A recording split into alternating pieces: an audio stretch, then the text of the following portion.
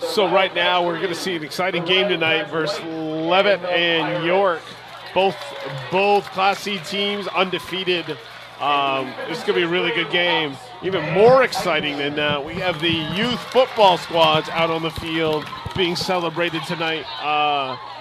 The youth programs are really vital to the success of our high school program, and it's awesome that they get honored. You can see a large tunnel of all the kids that are out on the field. They're gonna, the older guys are gonna run through it. We have Deshaun Calder going around the banner. Going around, giving lots of high fives as they go through.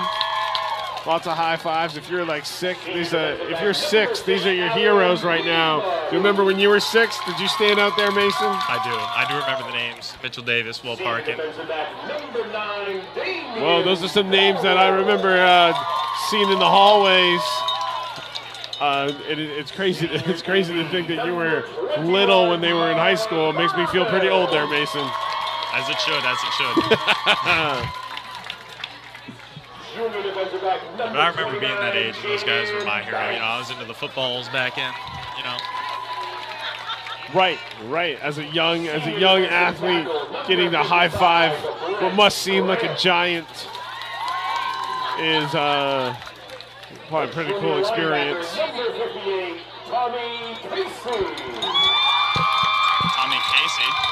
Tommy Casey. Wow. Ready for a big game tonight. He's been hype all week. I'm sure he's very interested in laying down some damage. He's increased significantly in size over the past year, from last season to this season. He seems to have grown like 6 inches and put on 20 to 30 pounds. He's ready to bring the pain. 20 pounds of pure muscle. 20 pounds of pure muscle. Here we go. Oh, little pre-tear on the flag there. There's a little pre-tear. Really exciting. I think I've done too much talent for pregame, so you guys can do the game, and then I'll just. So here we go. Mr. Davis is going to come live here in a minute, replace me. As of right now, I am the pregame talent. Not quite enough for the real show, but demotions are common for me in the football games. Good for a compliment when you played well, and good for a suggestion on how things could be a little bit better next week. We're sure he will still be watching the Hornets, just from a different spot. If we'd all please join us in a moment of silence in his honor.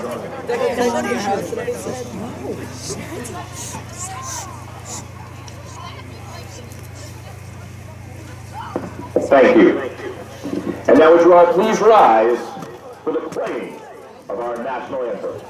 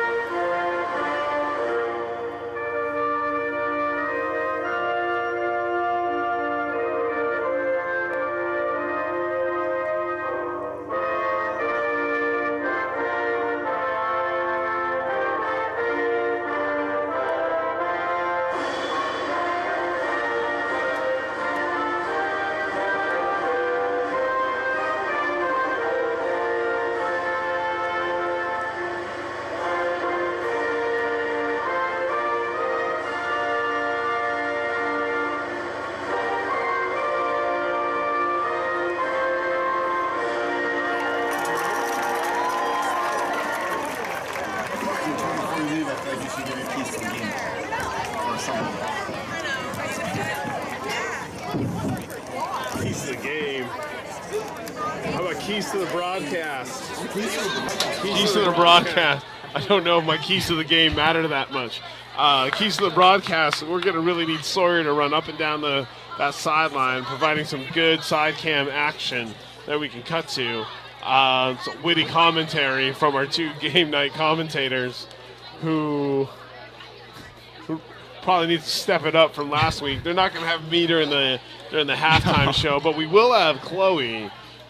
We will have Chloe, and we will have the flag football team. And we have the flag football team to watch and a special interview. This is the special interview. You got to tune in for the special interview. If you're thinking about only being here for a part way through, make sure you stay all the way through halftime, because I don't think you're going to want to miss the special halftime interview. It's going to be a high level. Oh, we got a bump here, and then not forgetting to move the camera. That'll be key number 3. I feel a little bit of shade there, Sarah. So you guys have a great broadcast, and I will and a great game, Leavitt Hornets, and we will see you later.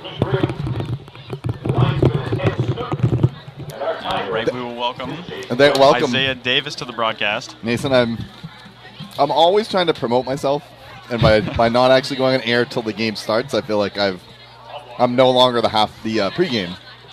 Plus, I was just eating these delicious fries from the Snack Shack. Shout out to Snack Shack. Wait, what? Nope. Sorry. And apparently I did a poor job with my pregame equipment moving, that there were some tripods we were supposed to bring out here as well. I saw the tripods. But anyway, Mason, how you doing? I'm doing good. You're ready for this exciting matchup between the York Wildcats and our Leavitt Hornets. How you feeling about the game? I'm pretty pumped, as is everybody who's a part of the Leavitt student body, staff. Pretty much anyone who's associated with Leavitt has been waiting for this game all week. Right. I assume also most people that live anywhere between York and Turner are probably excited. It looks like we've had the coin toss. I'm not sure who won, but someone certainly did and chose to either kick or receive. That is a very, as is customary. It's a very bold prediction, Davis. Yes, it is. I'm still a little distracted by my fries. I apologize to the 19 people not watching our stream. But big game tonight, especially up on the defensive end. Yeah, we have basically we did a pregame interview with Coach Hathaway via email, where he told us things. I don't know how well you looked over the notes from him, Mason. Not gonna lie, I was doing that instead of doing my my English work. I do apologize, Miss Engleton. She's actually in attendance tonight, as her son will be playing during halftime. Yes, he is one of the flag people, and I think you'll have a chance to make that up to her during our halftime interview. Of course. One thing I did notice tonight is Denver Taylor will be starting. His first varsity start ever. Did you talk to Denver at all about that? You know how he's feeling? I have not conferenced with Denver, but knowing Denver for quite a few years, I would assume, he is ready to go. A little bit nervous, but I feel like after the first few plays, he'll immerse himself in the game. I think you're going to be running camera also, Mason. I would guess. The Hornets will kick it off. York will receive at about the 23. Matt Wallingford wraps him up.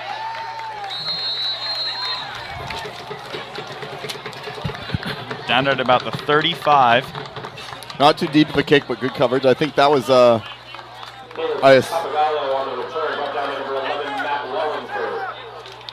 Landon Arsenal with a kick. Was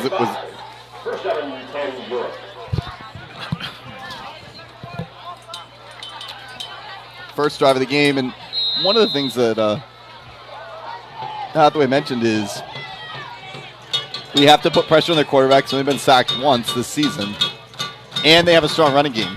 So those are two things to watch for early. We'll hand the ball off. Cole Marin gets into the backfield, along with Riley Parmenter. Looks like Brent Grant brought him down. With a generous spot, he may get 0. With an ungenerous spot, he would have taken, stepped into negative numbers. So there you go. One of the keys of the game was stopping the running game. They snuffed out that first one.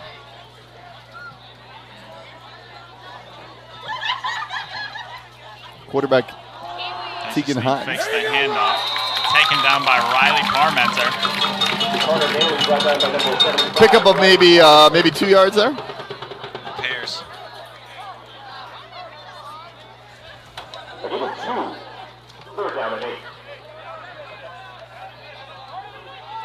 Third and 8, 11 minutes to go here in the first quarter. 0-0. Now York is undefeated, correct? That's the kind of thing that we obviously know because we've done extensive research. We have done our research. And I'm pretty sure that York is, yes. We have our stats man behind the scenes that has confirmed for me. York is undefeated. Incomplete pass. Miscommunication right there from the quarterback to his receiver. Just like that, it is 4th down.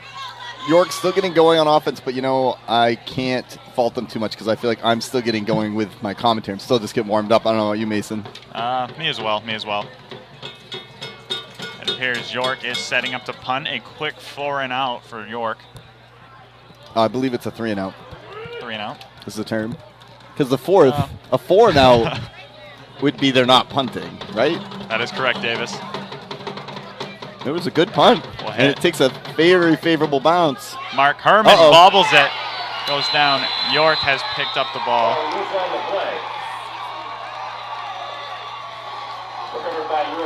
Big turnover there. Very big turnover.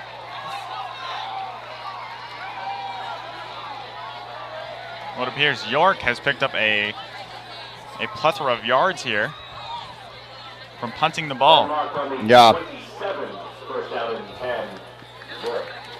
Mark reached down to try to scoop that, didn't get a clean pickup, and York was right there to pounce on it, take advantage. And now it's going to be a stance for this Leavitt D. They gained about 38 yards on that punt. Definitely not a 4-and-out, as it turns out. With a quick slant there over the middle. Tegan Hines tried, but was incomplete. Hines passes over number 33, Noah Karahalis. Incomplete. Noah Karahalis. That's a good thing, too, because that would have been a dangerous play if he'd been able to pull that in. Indeed. 2nd and 10. Timeout. Leavitt has called timeout.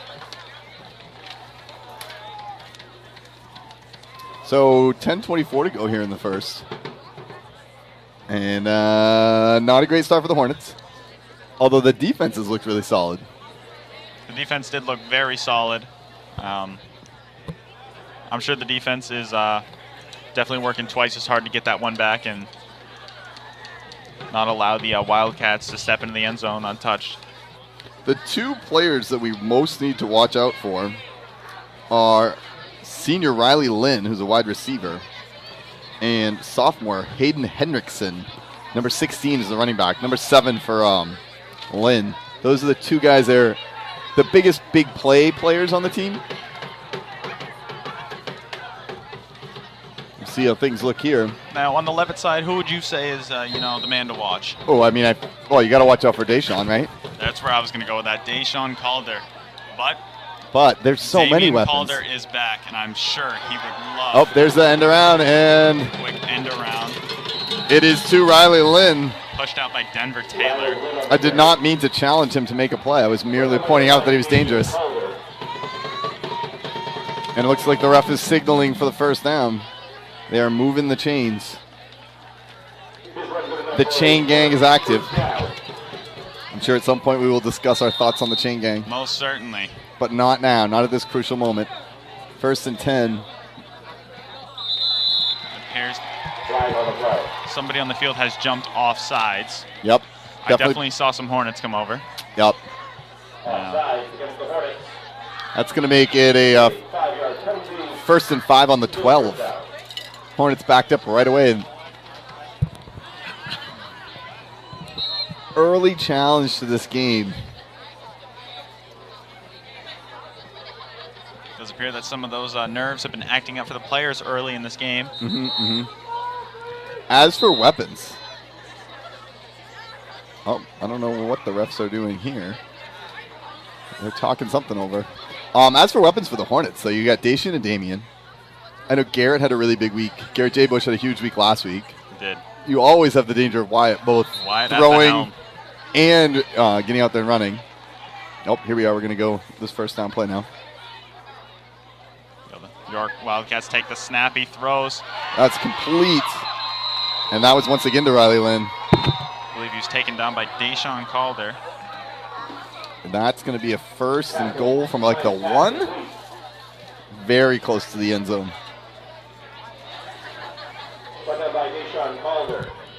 Now, if this was a video game football, this is when I'd be sending in my goal line defense. I don't know. I don't know if that same thing happens. I'm sure Coach Hath has a little more up in his head than just the 3 plays to choose from. Right. He's got a whole entire arsenal. There you go. Your quarterback under center. He will hand it off straight up the middle. He is met by Matt Wallingford. There's this big stuff there. Here's a flag is down on the field.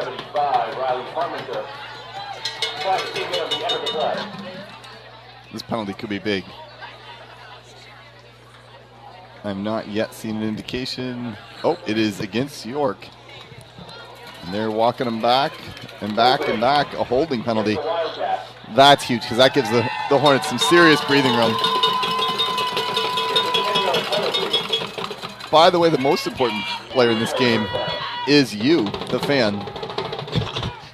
That's not true. But thank you for watching, and feel free to talk to us in the comments to compliment or critique anything about our performance. And hit that subscribe button and the bell notification so you know next time we go live. Okay, 1st and 11 here from the 11. We'll take the snap. 1st and goal, really, from the 11. Throw into the end zone. Is incomplete. And clearly we can see they like running that little inside slant pattern to Riley Lynn, but it was tightly covered on that one. Not sure who is in the coverage there. The Hornet fans are out in force, and it is neon night. You almost need your sunglasses to look at this crowd. Yep. So much brightness. 2nd and goal from the 11. Looks like York is getting the play called in. They're looking at their wrists. They're changing up the formation a little bit here. Putting a man in motion. That's where the ball's going. Run right up the middle. Stuffed. So what, about 5? I feel like I've already heard Peabody's name a couple times tonight. Alan Peabody, once again, one of the most technical players in this Hornet roster.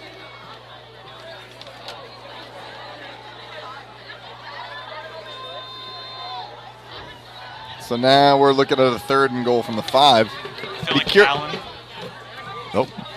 I feel like Alan has, spent the last 4 years being the, the silent killer of this Hornet roster.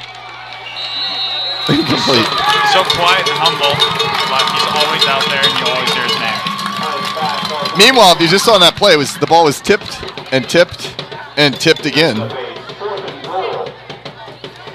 Oren, glad to see you here. If you have anything you want to say to us, any compliments for us, for the team, for your dad, he's right here. You just let us know. Meanwhile, we got a 4th down, and it looks like they are going to kick. They're going to go for the field goal. A long field goal for high school. Number 63, Aiden Martin. Oh, blocked. Get back on it. The Hornets collapse on that quickly. Martin didn't even have a chance. So here we are, 8:33 to go in the 1st quarter. We've had a couple game momentum swinging. Aiden Martin. Oh, blocked. Get back on it. The Hornets collapse on that quickly. Martin didn't even have a chance. So here we are. Play. What do you expect to see here? Pass or run, Mason? You got to call it quick.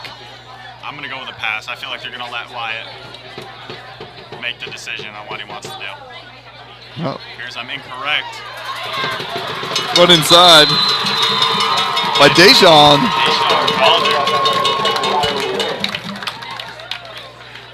Well, there's the expect to see here. Pass or run, Mason. You got to call it quick. I'm going to go with a pass. I feel like they're going to let Wyatt make the decision on what. I was originally going to go with handoff to Deshaun, but I felt like that was a little bit too obvious, but it appears I was incorrect there. We go. That time they didn't. Wyatt break into the outside, trying to find some open grass out there. A flag from the other side trailing the play.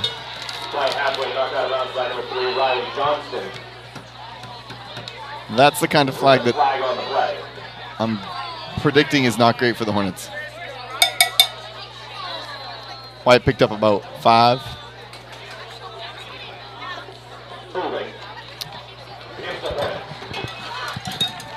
A holding call against the Hornets. And now we got a first and he still keeps moving. First and 20? It appears. First and 18 according to the scoreboard.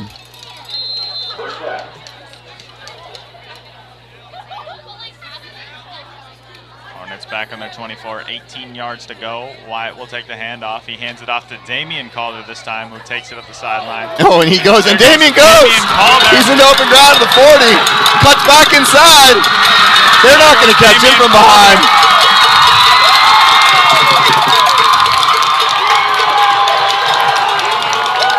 And that's the beauty of having 2 Calders. Catch him from behind. Damian brings one back first. It is now 1-0 between him and Deshaun. So Deshaun had a huge game in our home opener. Damian was ready when his when his number was called. I'm not even sure where that play started. Is that a 70-yard run? Mason, do you know? Started on the 24. 24. Oh, yeah, there it is. So 76-yarder. 76 yards so far here from Damian Calder. His first handoff. Looks like they're going for 2. I'm sure Deshaun is just itching to show his brother. Wyatt's got it. He is Wyatt in. will walk untouched into the end zone. Make it 8-0 real quick here for the Hornets. 8-0. Now, to think back in game time, so we're at 7:42 of the first quarter. A minute or so ago on game time, the ball was on the Hornets 1, and it was a first down and goal from the 1. Huge stamped stop by the D. That set that up. And that just shows you what happens in high school football. Momentum can just swing back and forth, right? Very true. It looked like the Hornets were down on their luck there for a second after the muff punt. A few flags in there, but they're able to recoup, and long run from Damian Calder. Damian Calder was just slicing and dicing up the field. He went left, he went right. And those are the plays, too. When he cut back inside, a lot of times you watch a game and they get caught from behind there. But when you get the speed of one of those Calders, you're not getting caught from behind. And it doesn't even really matter in the pursuit angle. You can't catch that. A muff ball here.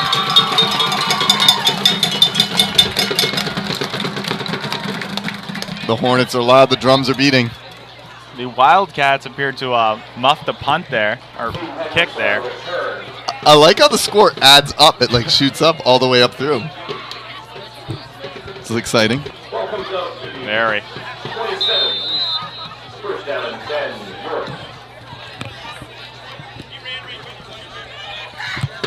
Now,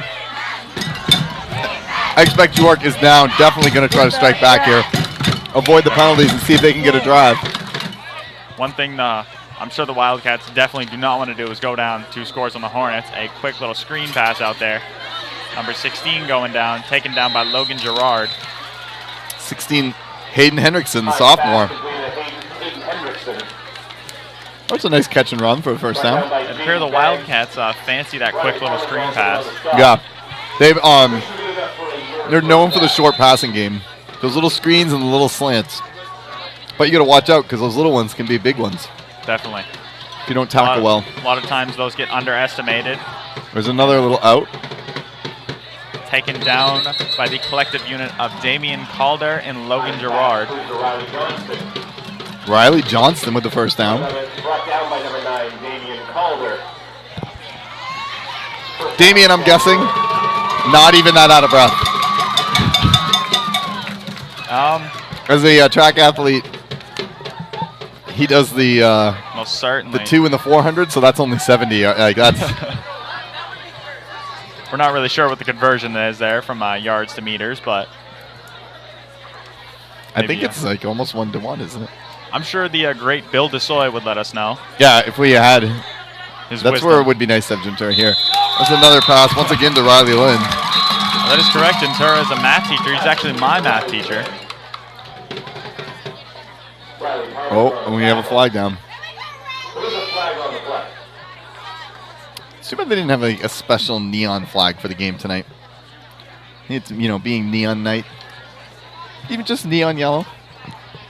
Something extra bright. We see some neon, I'd see a lot of green and pink neon in the crowd with a little bit of neon yellow. Yeah, it does appear that the favorite is definitely a tough decision there. There's a lot of pink and green. Yes. You guys, at halftime, we'll have to show you that. And a lot of just white, which I did not recognize as a neon color, but apparently it is. Here we go. 2nd and 10. Oh, first down. Sorry. York will hand it off. That was to Hayden Hendrickson again. I think I will try to call the York player on the play since I'm looking at the roster, and you can call the Leavitt player since you also know them better. That's the kind of thing that maybe we could have talked about in our pregame. Yeah. Now we're discussing pregame production meeting. And this is the kind of unprofessional thing that does happen on Buzz Media, but you get what you pay for, people. 2nd down and about 7. Well, Buzz Media is free, so it is. So I guess they have no choice but to either come to the game or enjoy our beautiful commentary. There's not even a radio broadcast they can tune to. You're pretty much, if you want I guess they could mute us, but I would find that pretty insulting. 3rd and 7. That play there, Tegan Hines, the quarterback, actually took a longer step drop and looked around. We'll see what he does here on 3rd down. Wildcats in shotgun formation. Ball has been snapped. Here we go, number 16 taken down by Brent Durant and Cole Moore. Oh no, Thomas Casey. Nothing Hendrickson could do there for York. He right away met by not a swarm, but a pair of Hornets. A pair. Swarm is overused. Anyway. Well, of course it fits perfectly. Right. But I've often seen 2 Hornets flying around, actually. I don't think that's an unusual thing to see in the wild of my house. 4th down, 10. They're going for it.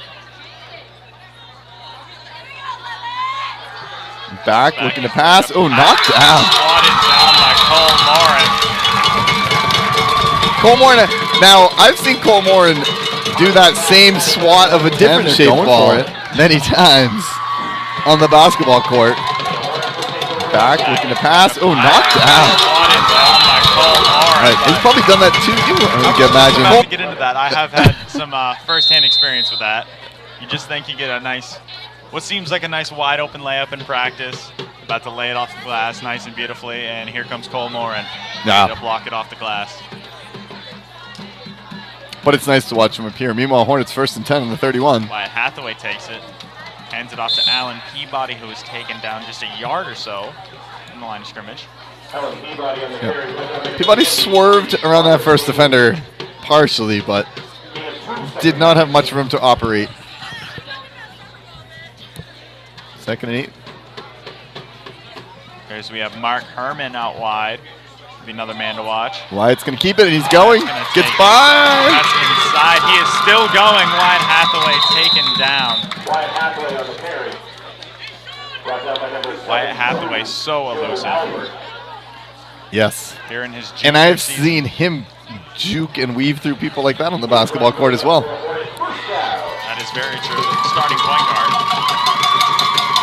I think he's just as smooth, actually, with the basketball in hand as he is with the football in hand. I think anything you put in Wyatt's hand, he's going to be smooth with. He's a smooth guy. Now, we do have a second camera. I have not actually paid enough attention to see if we've used the second camera yet. Have we used the second camera yet? We have been using. So you'll notice you're getting 2 cameras tonight. That would be your brother. It is. Our man, our eyes on the field. I don't know what we want to call him. Oh, we can get the camera on the man with the camera. There he is. Man. Although at the moment he's just kind of looking around. He's with the other cameraman too. Like there's I'm assuming that's a reporter. If you can get it, like he's right there with, he's part of the press. Nice job, sir. But enough of that nonsense. 4:55 to go in the first quarter. 1st and 10 Hornets from their own 44. Hathaway hands it off to Deshaun Calder.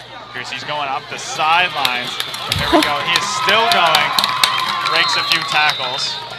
Now, obviously it's impressive when they get the long touchdowns, but just that play, he looked like he was caught about 5-6 yards in, and then he just surged ahead for another 6. It was really an impressive run.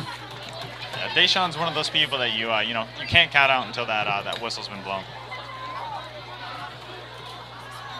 Here we go, another first down into York territory. And up to Garrett J. Bush. Oh, I think that may be the old horse collar. Yeah.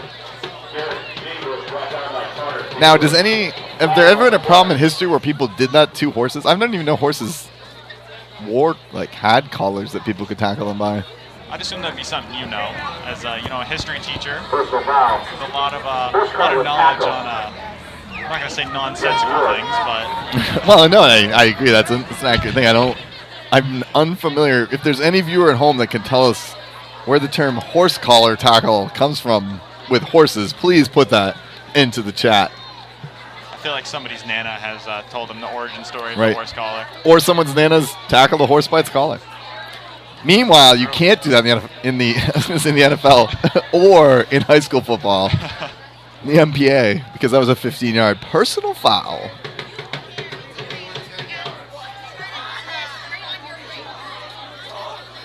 Hopefully Garrett didn't take it too personally.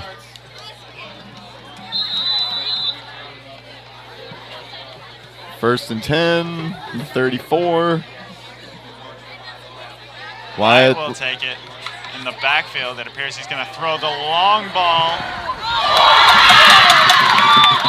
Oh. Ball's incomplete. Did we get a replay on that? Or did this feed just slow down? Can we get instant replays? Is that a thing we can do? It is? Turns out we can do instant replays. I'm talking to our expert, Daniel Schaffelli, back here. Daniel Schaffelli. Our executive producer, and tonight he's just the producer because there's nobody for him to really executive over, but he is the man in charge, and maybe soon we will have a real instant replay. I guess we should commentate on the play, which was almost caught. Almost. That's the great quality commentary you get. If your eyes didn't tell you that, we can tell you here that it's like he tried to catch it and he almost did, but then he didn't. According to gravity, the ball has to hit the ground, so I'm sure you guys were able to put the 2 and 2 together. So instead we have a second down and 10. There's something new here for the both of us. Is commentating on football games. Yes. Now, actually, I can't say that because I have commentated in the old TV 11 days. We did broadcast some football, but that was many moons ago. Many. And we definitely did not have any of this technology that we have thanks to the grateful contributions of the Leavitt trustees. Thank you, Leavitt trustees. Who are always good at helping educational opportunities. Not just here, but also the video production class. Run by Mr. Hathaway himself. Mark Herman will take the end around. There he goes. He spins inside, picks up a few yards. Mark Herman on the carry. Number 57, Liam Clayton.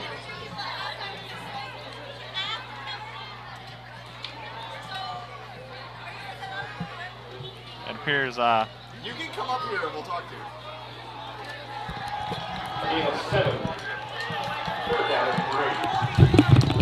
Sorry, I was talking to our halftime correspondent for the day.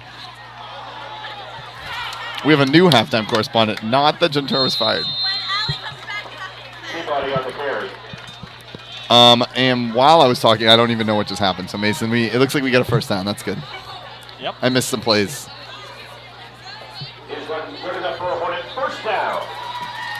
I assume that was a run by somebody. Did you also miss? I did. This is where the replay would come in. All I know is somebody got tackled. Wyatt Hathaway throws deep, just out of the hands of Cole Morin. All right, you are going to do solo commentary for a minute. Did you also miss? I did. This is where the replay would come in. All I know is somebody got tackled. Here I have my big break. Hathaway throws deep, just out of the hands of Cole Morin. All right, it appears the Hornets will be setting up. I feel a little lost without Davis right now. You know, he's always here for me. I'm back. I didn't actually help her at all. But Danielle Chevelle's helping her. Our executive producer finally has somebody to not boss around, but be the executive producer over. Meanwhile, that run was for a couple, but it's going to be a third and 7. Do we have any? Oh, she's still. Actually, I'm going to talk to you again. Mason, once again, it's just you. Some interesting antics going on in the student section. It appears Ryan Tebow is getting his hair sprayed pink, but it appears some of it's coming off onto his hands. I'm sure that'll be a real interesting situation. Flag has been thrown as Deshaun Calder is taken down in the backfield.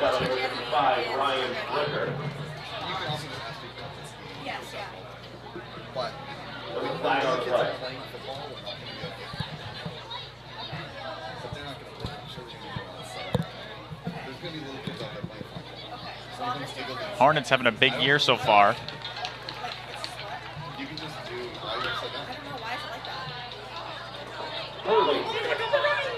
Finally, we receive the holding call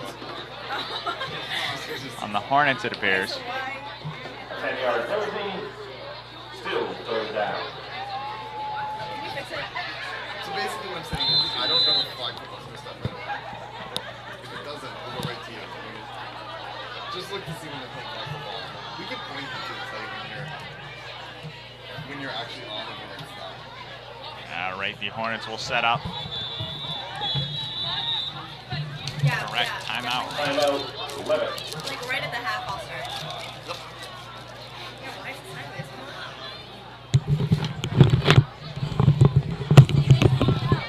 How's it going, Mason? It's going all right.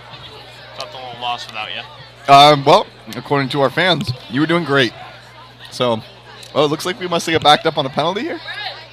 Yep, there is the pink sprayed hair I was talking about. For our neon night matches his shirt. It appears some of that was, coming off on his hands. If you can see, as Josiah's head is in the way.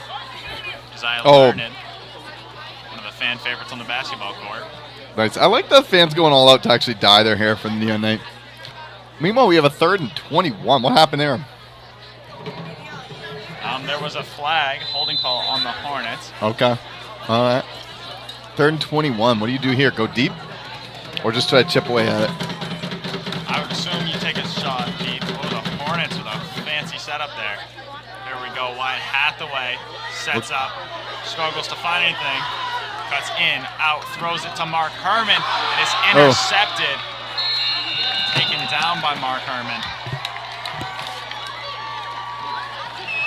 Interception looked like Sets up. Struggles to find anything. Cuts in. Evan out, throws it to Bergwijn Mark with the Herman. interception. It's He made a nice play to pick that off. Wyatt had some time in the backfield running around, but Certainly. Here the nice pick by Wildcat line was able to collapse in on him.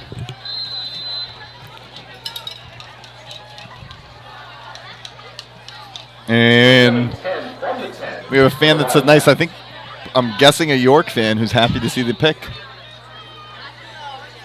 It was a nice play. I can agree with that. 8-0 right now. 2:50 to go in the first quarter.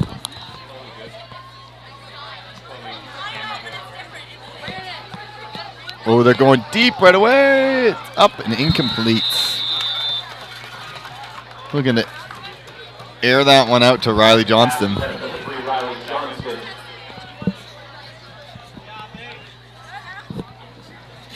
We're going to second and 10 from their own 10.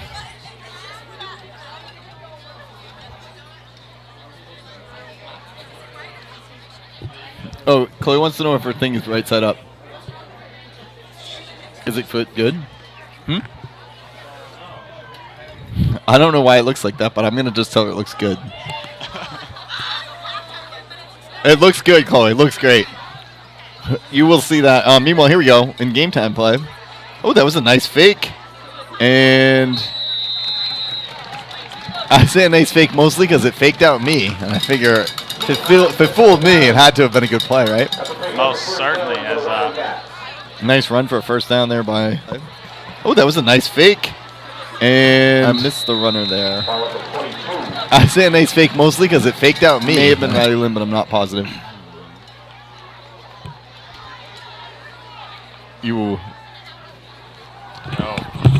Quick pass inside, taken down by the collective pairing of Thomas Casey and Camden Jordan. We had our first ever instant replay, and did we have it? Oh, we've done multiple. We've been doing instant replays, and I didn't even know it was occurring. I should watch them. Meanwhile, which is good that we're doing them because I didn't even see the original play there. Because now I missed another play as we were discussing that. It's 2nd and 6. Just shows the professionalism of the the Buzz Media crew here. That's right. I'm Isaiah Davis. If you want to send your complaints to, I don't know who you're going to send your complaints to. Nice end around there, but they're going to come up. Hornets get the quick stop. Looks like maybe a 3rd and 3.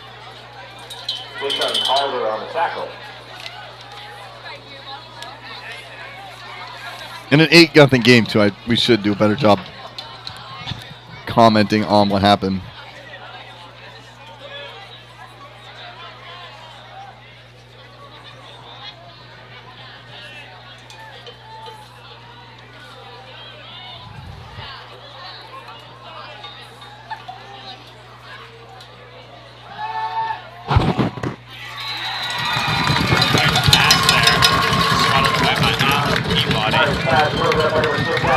The Silent Night.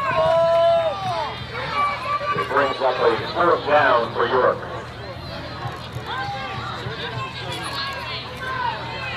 We'd like to ask our fans, we enjoy as many commentary things as possible, but let's keep it focused on positive commentary. Unless you want to complain about my actual commentary mess-ups, then that I don't mind. But as far as the players and the teams, let's keep it only positive. Nice punt. There. Mark Herman is able to recover the ball. Mark Herman juking him out, finally taken down. About the 25. That was a deep punt.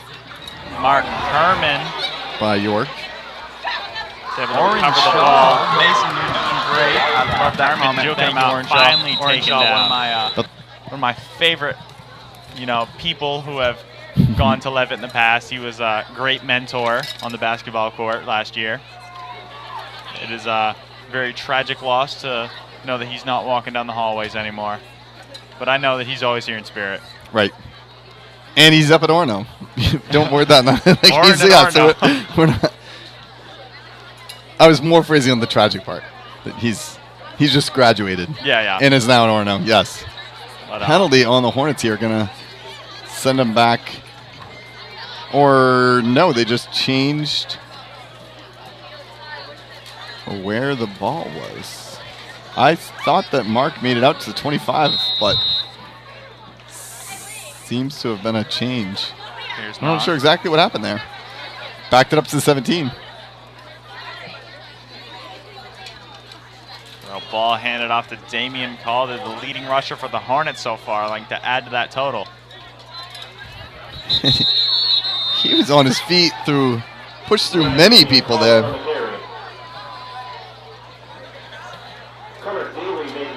And thank you to our fans from both Leavitt and York watching the game. We try to do the best we can. Also, we would love to see some questions from you guys. 2nd down 1. That was a nice run. Oh.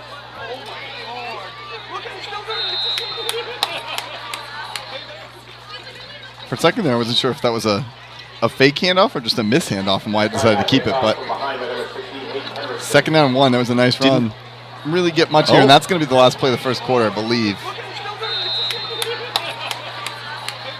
As we count down the final seconds. 3rd and 1. Oh, maybe the Hornets are going to try to snap it here. Hornets looking for a quick snap. They do get it off. Alan Peabody taken down. That will bring us to the end of the first quarter. And they're going to get stopped short. It's going to be a 4th and about 2 when they switch ends of the field here for the second quarter. Do you think in that situation, are we looking at going for it from this far deep back inside the 30, or do you think we're looking to punt? I'll have to wait till the chains are set to, assess the situation at hand. You can never truly understand the mind of Michael Hathaway. Yes. He always tries to stay a step ahead of everyone else. Even more than just a step. That man is a whole flight of stairs ahead of anybody at any time. Always thinking, always calculated. But I would say this far deep, it may be time for the punter. Who is the punter for the Hornets? We don't know. As I scan the list, I don't see anyone with the punter designation next to their name. So I'm Cam Cassell is the kicker. According to this, we might not even have a punter, but it does look like we do. And it is Wyatt Hathaway himself punting here. Nice punt from Wyatt Hathaway. That is a nice punt, and it's going to get a nice roll. All the way down to about the 28. Mark Herman chases it down. That is not something I've ever seen Wyatt do before. Quarterback / punter. That really opens up the possibility of a fake punt, too. Most certainly. Having Wyatt at the helm, as a coach, I would definitely feel comfortable allowing somebody, with the skills that Wyatt Hathaway possesses to, go out there and fake some punts, take some punts. Yeah. It even gives you that chance, too, where, you could call fake punt where he looks at the defense and then decides if he wants to go through it or not. Definitely. Oh, the rugby-style punt? Yes. Here we have a 1st down and 10 for York. Back at about the 27, 28. Oh, a short pass. Oh, nice catch. Very nice catch. That was number 7, Riley Linigan. He bobbled it at first, but then he pulled it in. Yes. Here we have a 1st down and 10 for York. Not a long game. Back at about the 27, 28. Oh, a short pass. Oh, nice catch. Very nice catch. As you can hear, our live announcer, Chris Schiffelli. Chris Schiffelli, my sociology and psychology teacher. Teacher by day. Longtime voice of the Hornets at night. Well, certainly an iconic voice at that.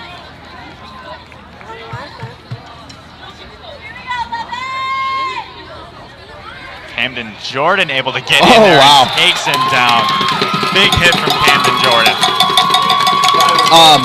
Not just that it was a loss, but Camden he can be explosive. Most certainly. He just pounded right through there. There was nothing. Before the play started, he was ready to go. He got a little bit of a running start and kind of timed it up so he was right at the line as the ball was snapped, and he just gunned it and went for it.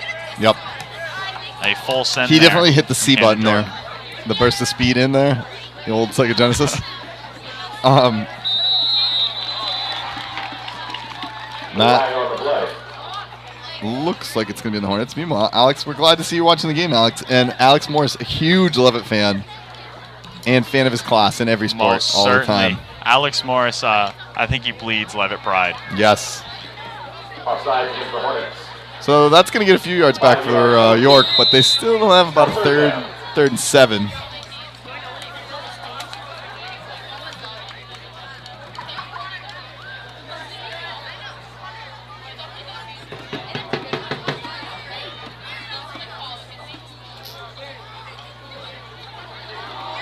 Go, quick throw. He did not. It had to be a quick throw because he had a man up in his face. And was that Cam once again? Yes, it was. I believe so. And Riley Lynn just outside of his hands. 4th and 7 here for the Wildcats. Another punt.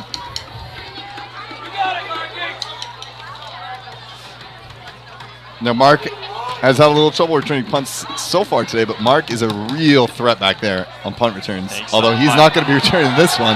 That is sky high. Rolls back. Oh, and that one was picked up by Riley Parmenter. Although I think the coaches may have wanted them to stay away from that ball, but Riley scooped it right up and made sure nobody else was going to get it. And big field position there because that punt only went about 12 yards. Well, actually, it went further than that. Then it took that bounce back about 10. Almost blocked once again. The Hornets have just been getting in there, attacking the punter, but it does appear the punter has kept his composure, has been able to kick some long balls here tonight. Wyatt Hathaway snap, quick handoff. Deshaun Calder outside, breaking some tackles. There he goes. It was. Finally, Evan Burgoyne brought him down on a nice tackle, but not until he gained many a yard inside the 30. Wyatt Hathaway snap, quick handoff. Deshaun Calder outside, breaking some tackles. There he goes. We did have a comment about focusing the camera. It does look a little blurry there. I'm not sure if there's much that we can do about that. Meanwhile, here goes the play. Wyatt running, cutting back inside. Gains about 7, maybe? Oh. The only thing you can... Wait. We have a little bit of a camera issue here. It's a good thing this time out we can figure it out. Well, he has an issue with where the cord can reach. So what are you trying to do? Just this was in the way. The only thing you can do is spin it. You can get it like closer that way. Do it. Working on some technical issues here. Oh, you get a view from inside the booth. We will do the best we can to get you as close to the action as we can. Might have to use the sideline cam during those goal line situations. Meanwhile, Wyatt gained about 8 on that, so that sets up a 2nd and 2. The 22. 9 minutes, 25 seconds to go here in the second quarter.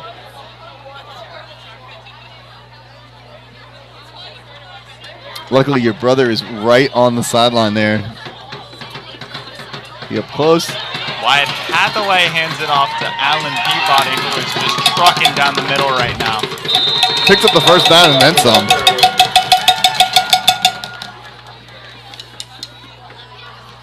Hornets trying to build on this 1 touchdown lead. That looks like a 1st and goal.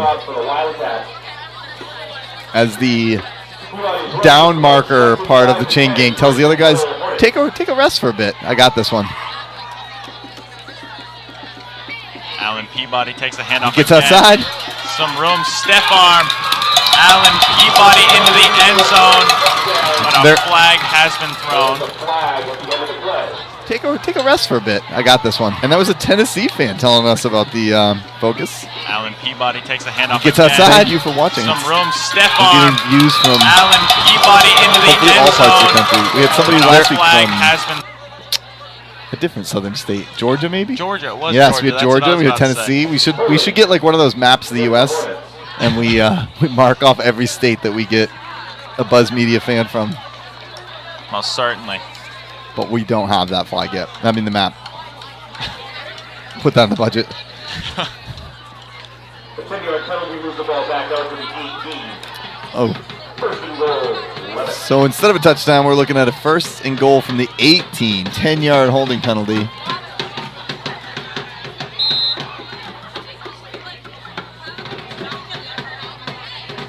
Damian Calder into motion. The handoff will actually be going to Deshaun. He got tackled by 4 York players. Some double trouble action there from the Calder boys. The Calders are very difficult to stop, but having 4 people tackle one is a way to do it. That is true.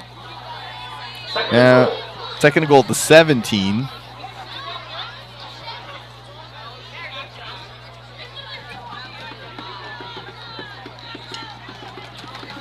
Wyatt takes a snap off. He will keep it instead. Oh, he's being Taken into chased. the backfield, gets one thrown off. It is intercepted. And taken back a long ways there by... Good tackle there by Deshaun Calder and Keegan Melanson. Keep it instead. Oh, he's being Taken into chased. the backfield, gets one thrown off. It is Oh, and intercepted. mean on the tackle. I mean, on the interception there. And return. Taken back a long ways there by... And this is just going to be a battle tonight. Most certainly. It is going back and forth. Only an 8-0 game, but there's been a lot of action. The ball's moving up and down the field. We've now seen York get it down to the 1 and not punch it in. We saw the Hornets put it in for a minute before the holding penalty. And now York's bringing it back, and they're going to try to... the defense has just been... get on the board impeccable themselves here tonight from both sides. Yeah, tough defense. Against teams that can do a lot on offense, too. There's a nice run on the inside. Oh, ball's down. Ball's been fumbled. It appears Camden Jordan's on top of it. It'll be a Hornet ball. Camden Jordan picking it up. And you know that the Hornets are covered by the sound of the cowbell. Most certainly. The cowbell is the sound that tells you here in Turner. Camden Jordan's a play, on top of it. Done gone good. As I'm sure the people of Turner would put it. Yes, exactly. That is some Turner linguistics for you guys. Right. Many cowbells. Cowbell is a staple of pretty much any sporting event or just event in general, concerts. Right. Or just and also just, I'm sure used. Sometimes high school graduation. Oh, nice play here. Mark Herman. Herman took the end around pitch.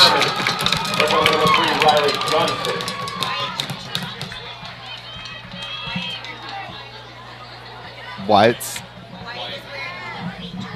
has changed jerseys to number 8, Wyatt Hathaway.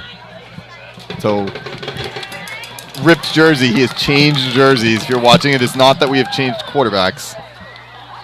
He's put on the number of his brother, Sawyer Hathaway. Right. And, there's... Deshaun Calder going down the sideline. Getting it all the way inside the 10. About a 25-yard gain. And there you're seeing the replay. I hope the viewers at home are appreciating. Oh, that wasn't a replay. It was just a slow-mo of the play. It's the dream for me still, as we're developing this new technology, is the telestrator where I can draw on the play. Ooh, someday. That would be, maybe someday. 1st and goal from the 8. I most likely will be gone by then, but Davis will always be here. Seemingly. Oh, there's a flag. That flag went flying. Nice form on the flag throw. I wonder if there's a school for the referees to attend. Yeah, definitely. Or at least, they're getting schooled. I don't know if it's a specific place. I believe Leavitt's own Ed Baird does some referee training. I think. It has appeared that Sawyer Hathaway is now put on the number of Hunter Hayes. Oh, so we've changed up. And Hunter Hayes is now wearing the jersey of Brett Coburn. So whose jersey is Brett Coburn wearing? That is a very good question. It is a little game. Oh, assisting the runner penalty. So I think that's where you pushing the player forward. They don't let you do that.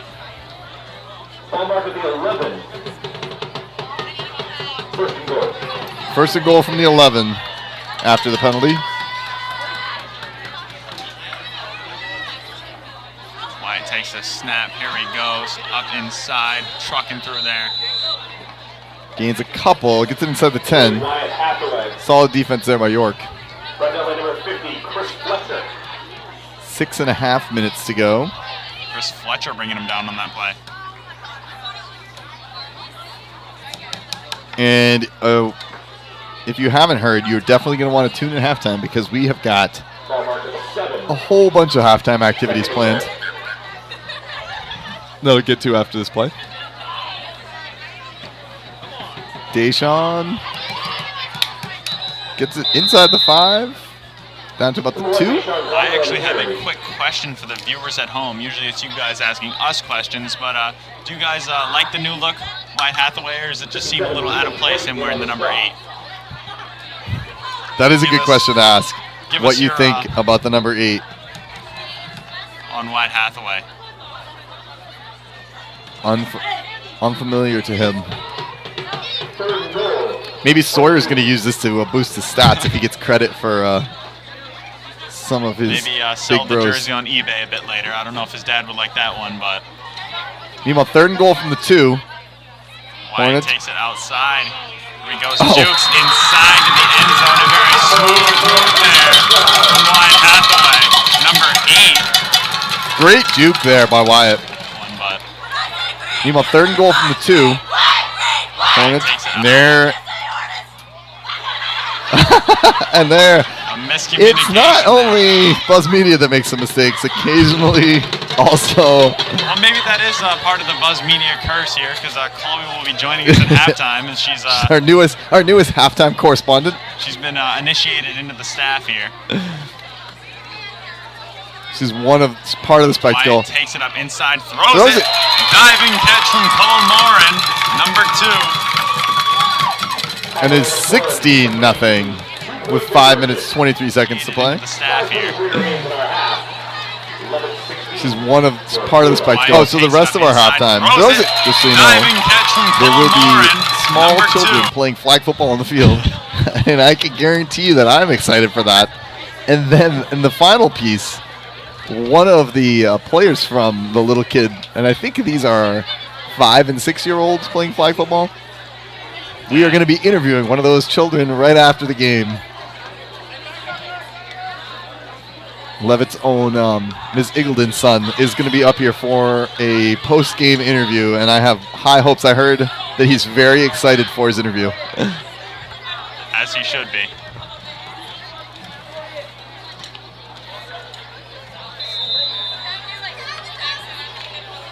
Hornets getting ready to kick off.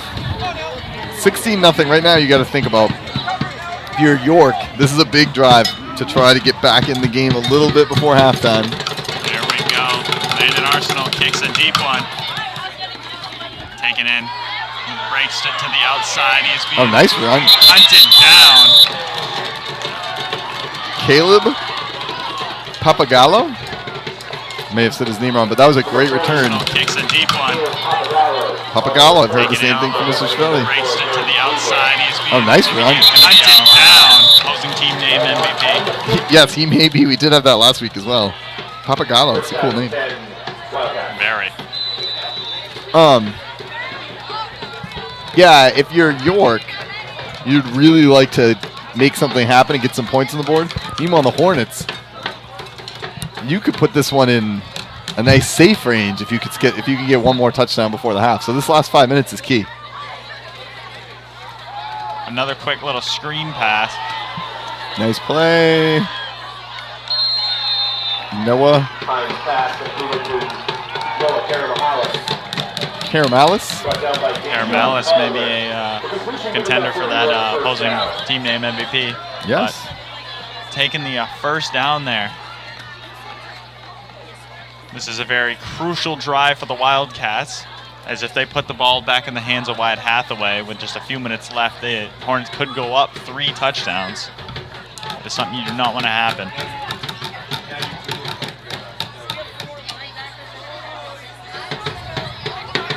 There's the run, but he's just down by the tank, Thomas Casey. Hayden Hendrickson got it, but he was not going far. met first. For a loss of 2 or 3.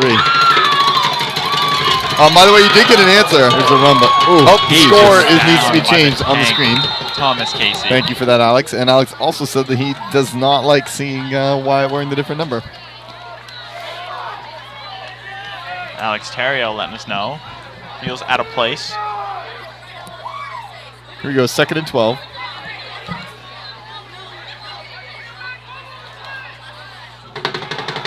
York quarterback lets one fly just outside. Almost intercepted by Denver Taylor. Just got his hands on it. Denver making his first start, as you mentioned earlier. That was a nice play. It would have been nicer if he held on, but York quarterback lets one fly. The main point there is he was in tight coverage and made sure that did not end up in the hands of the York receiver. Yes. Swick Denver. 3rd and 12. 4 minutes, 6 seconds to go.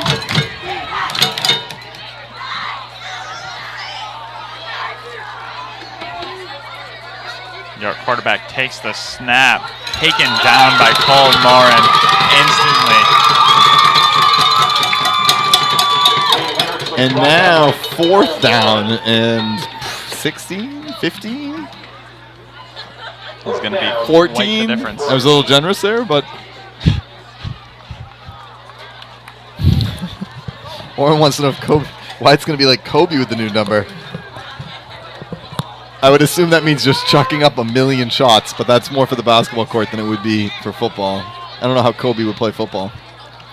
The punt is off and it is high. Again. And rolling down to about the 7. Call. I'm sure Mark Herman definitely wanted to return that one, but making the smart choice, calling for the poison call. Ball down to the 8. Hornets have 3 minutes, 21 seconds, and they're going to need to make good use of the clock if they're going to try to put it in again. Or maybe they'll just let sleeping dogs lie, sleeping Wildcats lie, and try to get out of here at 16-0 halftime. It is very crucial that they do not allow the Hornets to drive the whole length of the field. I would expect the Hornets to try something safe here, like a handoff to a Calder. And then if it breaks, it breaks. Hornets with a lot of free range here in what they can do. It is a handoff. Garrett J. Bush. To a J. Bush instead. The other fabulous speedster from the track team, Damian Deshawn and Garrett, all fly in the 1, the 2, and the 4. When forced to run the 4. Takes a little more work. 2nd down. 2nd and 3. Nice run by Garrett. Hornets don't appear to be too big in a hurry. There's a little handoff. To a Calder. Damian holding onto the ball there. It appears one of the Wildcats is trying to rip it from his arms, but Damian using the strength there to keep it. The chain gang waiting for the signal for first down. And there it is. About 2:39 left in the game. Well, in just a half. Right. I do apologize.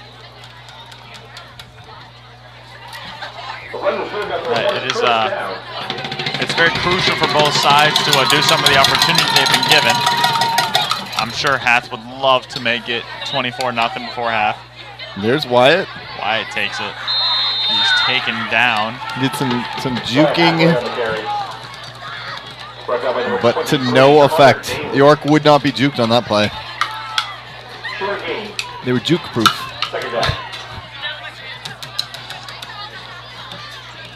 I feel like there's a jukebox joke there, but I'm not sure how to make it.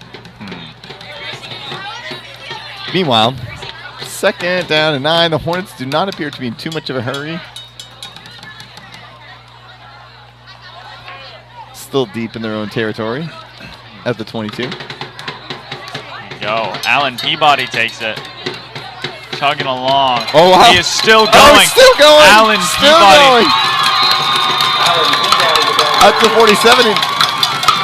That was just like... And insanity. Yes, Go. he Alan looks Peabody tackled. takes it. Like stopped, and then he just kept those legs moving and churned forward. Now a minute 32 to go. Hornets now have to be thinking about getting some offense. You're no longer pinned in your own territory. I know they've taken at least one timeout. I'm not sure how many timeouts they have remaining. There you go. Hands it off to Deshaun Calder. He will take it up the sidelines. Deshaun Calder breaking free down the sidelines. He is out of bounds, which effectively stops the clock with 1:14 left. Down to what, like the 27-ish? It appears. Also out of bounds is going to stop the clock. York wants to talk this one over. They do not want to fall behind by more than 16-0. I'm sure that is the last position they want to be in going into halftime. But just a stellar game so far from both offenses. Yeah. And defense it's a 16-0 game, but York has played well. It's not at all like the Hornets have been dominating. They've just made the key plays to put it in the end zone and to stop York from being able to put points on the board. That block punt was big. Most certainly.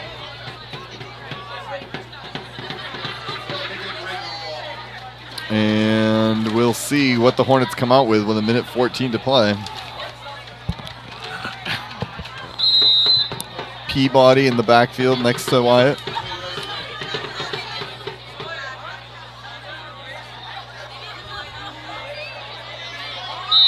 Wyatt takes a snap, a quick flag. Ball hadn't even made it to Wyatt's hands yet. False start on the Hornets. Against the Hornets, it's a 5-yard penalty. Still a first down.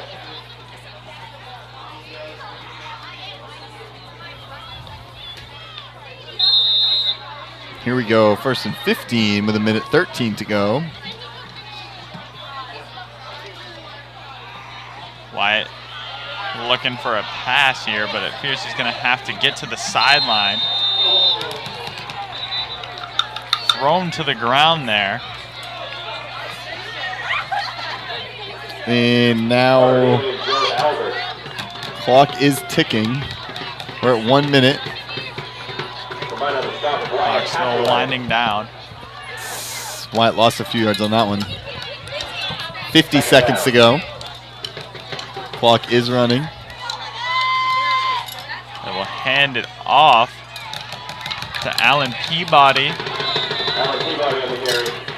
He makes a gain, but now we're at 36 seconds and running. It's a 3rd and 9.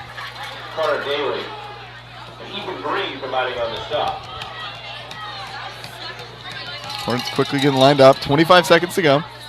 Wyatt calmly takes that snap, sets his feet, lets one fly for Damian Calder, who dives. Incomplete, but it stops the clock with 18.4 seconds left.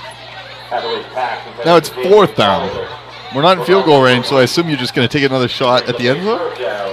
Or I guess you could also look for 1st down and stop the clock. What is a 4th down here for the Hornets? I'm sure they do not want to put the ball back in the hands of York and give them another chance to throw deep towards the end zone.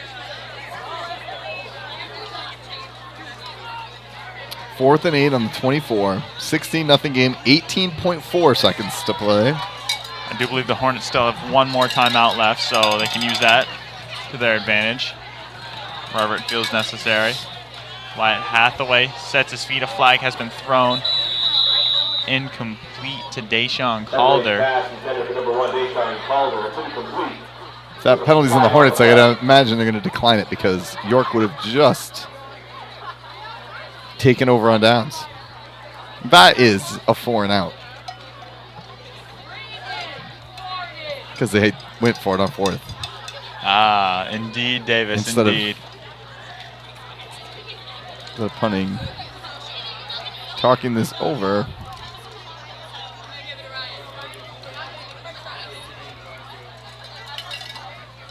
I've yet to see what the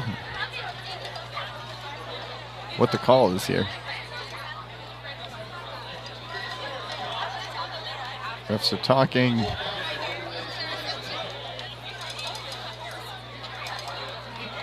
And it is York ball. I assume that was a no-brainer with the penalty being on the Hornets and then also them stopping them on 4th down, but it seemed there was a long discussion before. Very. But 14.2 seconds here for the Wildcats to, I assume, take a long shot in the end zone. Yes. Unless it's so deep in their territory that they're just going to take a snap. The Hornets look to be in the prevent. The dime package, if you will. And I will. York takes the snap, throws a long ball up into the middle. Thrown to the ground real quick. Tackle with 10 seconds to go. Clock is stopped, 8.8 seconds. Now it stops for them to move the chains. Once the chains are set, it will run again. But York, the clock is running. And it doesn't seem like York's even going to, they're not going to get a playoff here. And there we go into the half. Into halftime. I believe we were about to switch over, or actually we have a flag football game incoming. Are we ready to switch to Chloe? Chloe Cam incoming. When we're ready, let me know.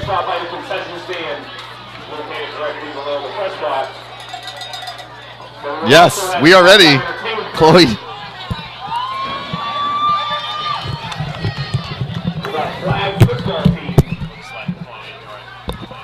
Welcome the Mustangs. Good job. So how are you feeling about It's so good. Let's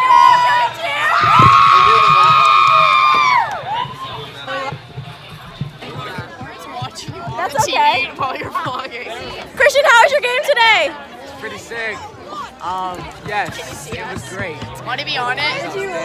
We unfortunately did not win, but that's okay because we were better. But we just can't shoot. What? Guys, I want to be on it. No, don't. Just enjoying the football game with Amber. All right. Okay, that's it for tonight. Bye. Enjoy little kid football. Woo!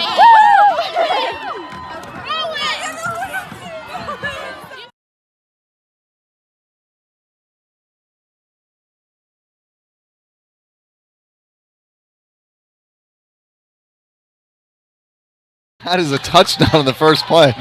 If you like instant offense, you're going to love this flag football game, it looks like, because one play and one touchdown. I assume that they're going to now let the other team, the players are coming back, and they look like they're switching sides. The green team is now on defense, and the many coaches on the field are getting the blue team all lined up, in some cases literally getting them lined up by picking them up and putting them down.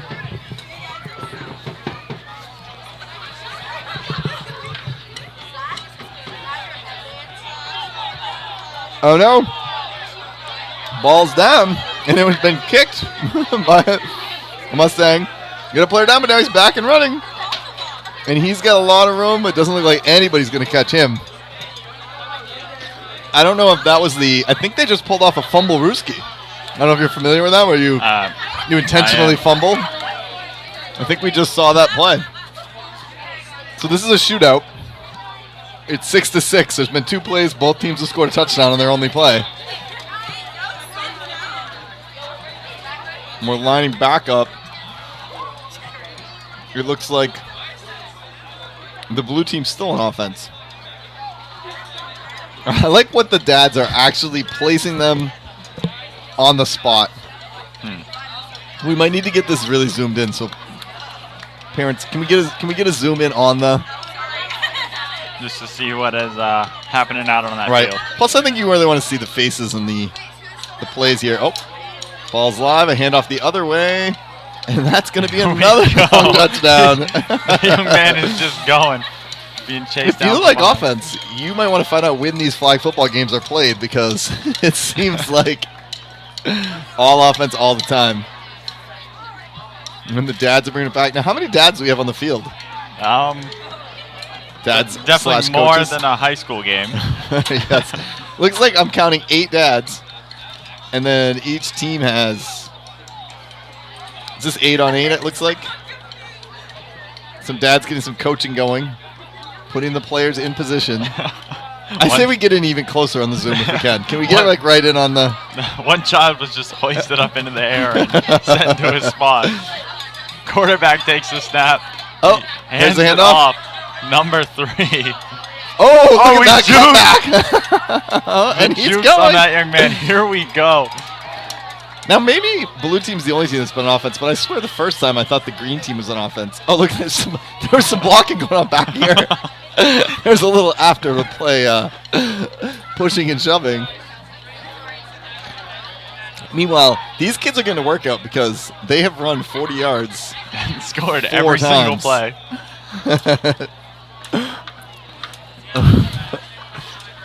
They're getting lined up again. Some pep talk for the defense here on how to get a stop. Calling out. I actually believe the dads are pointing to which direction to run, maybe. There's some blocking. There's a handoff. Handoff. That young man is going outside. It's the sweep play. Nobody can stop the sweep. Although we do have a runner. Oh. Cuts back middle. Yes, he did have a nice cutback and a lot of blockers. Quick score there. We do have the number of dads on the screen, in case you were wondering. 8 dads, and we've seen at least 4 touchdowns. They're getting lined up again. It looks like one of the players is coming off. Oh, he's just being placed in a different spot and getting some one-on-one coaching. That was an amazing graphic there from our executive producer, Daniel Chappelli. In case you were wondering how many dads were on the field, the answer was right on the screen. 3 people who love stats, 8 dads on the field.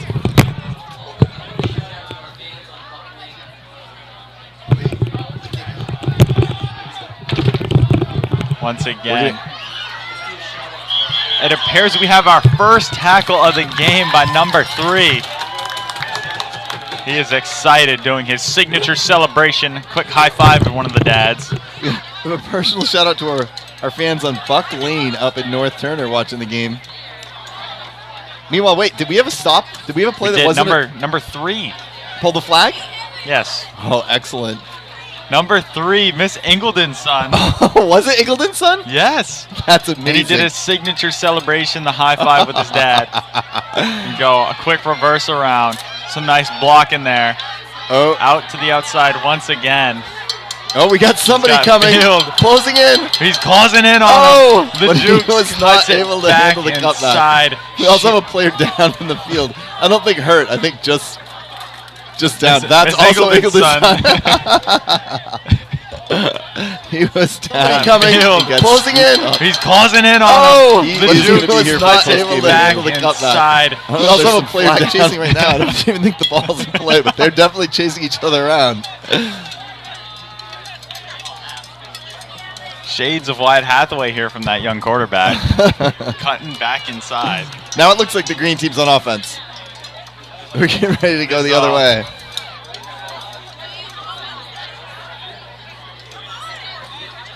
And some last minute coaching up for blue team.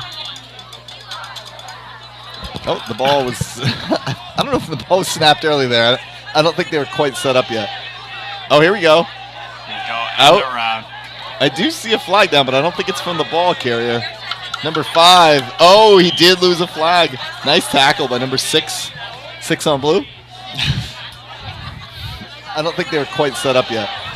Oh, here we go. Or is that black? Out. Around. I do see a flag down, but I don't think it's from the ball carrier.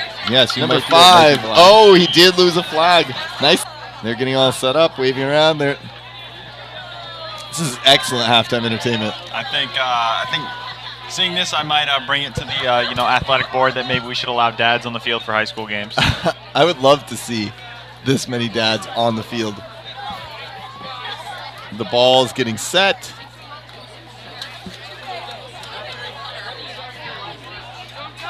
Oh, the ball is down, but they've got it picked up. Oh, he might get a sack here. Yeah.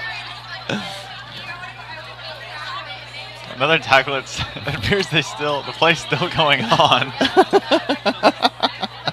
I can't imagine. I would like to see what happens on the first day of practice when they're trying to explain to them how this is supposed to work. But maybe this is kind of the exposure they need to, make it big. Some of these names may be on the Hornets in the future, so mark my words. These are the stars of the future. These will be the stars of the future. I'm not sure what class or when they'll be up here, but they will be up here. Mark my words. Ball is in play. Oh, he's trying to go backwards, and that was also Eagleton's son, but he could not evade the tackler. He took it back. I know that he told his mom that he was going to be doing the halftime show, and he said, "We need to practice because we have to be ready." He was very excited for this game. Very under the bright lights. They're more of a methodical drive by the green team than the star-studded black team out here. Ball's handed off. Oh, he's going the wrong way. He will take it back. It's a long reverse play. Oh no, the ball's drops down. The ball, he gets on it. I'm not sure if that was as designed by the dad. He's going the wrong way. He will take it back. He did. He's trying to get the big play, but go backwards. Creativity there. Oh no, the ball's down. Drops the ball, he gets on it.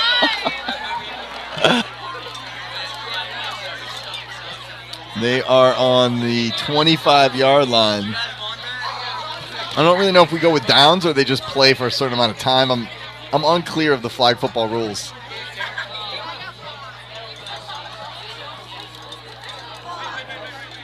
Here we go. Ball's hiked. Hand it off. Number 26. Oh.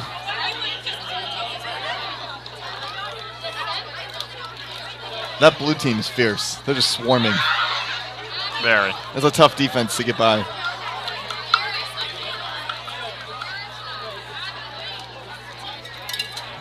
As the dad's trying to line up here. Oh. I know, I see his comments. Now we're hearing from Oren. From multiple people. There's Oren is FaceTiming with his girlfriend Marley Coburn.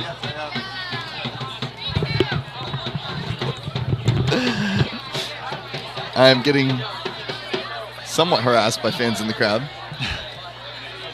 Here we got the play. Oof. This green team. Oh, the dads are giving him. Oh, look at the dads are blocking suddenly. And he's in the end zone. Touchdown. That was unexpected. It appears the dads are also the referees. Green team. No, the dads also somewhat the players there. Players, coaches, referees who. They did a little assistance there to make sure the green team got into the end zone. And we're getting set back up.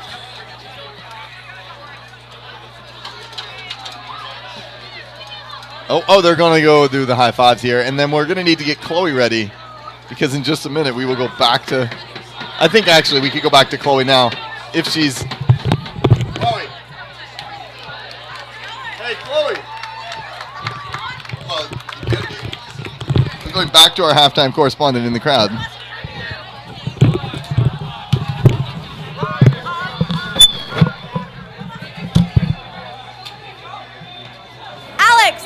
How do you feel about this game? I'm feeling great. In fact, I've been all great about these past 3 games. It's been so fun for me. Yeah, it has. Awesome.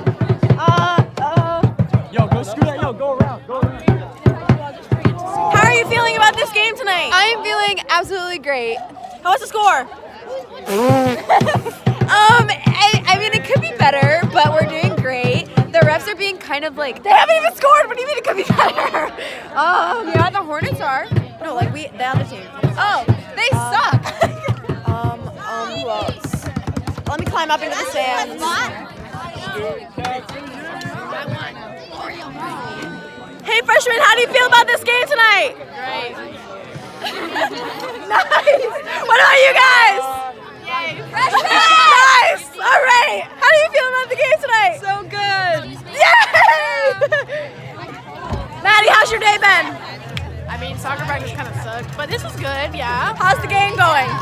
Are you getting pumped? Are you feeling good? Yeah, I'm feeling good. All right, here we go, here we go.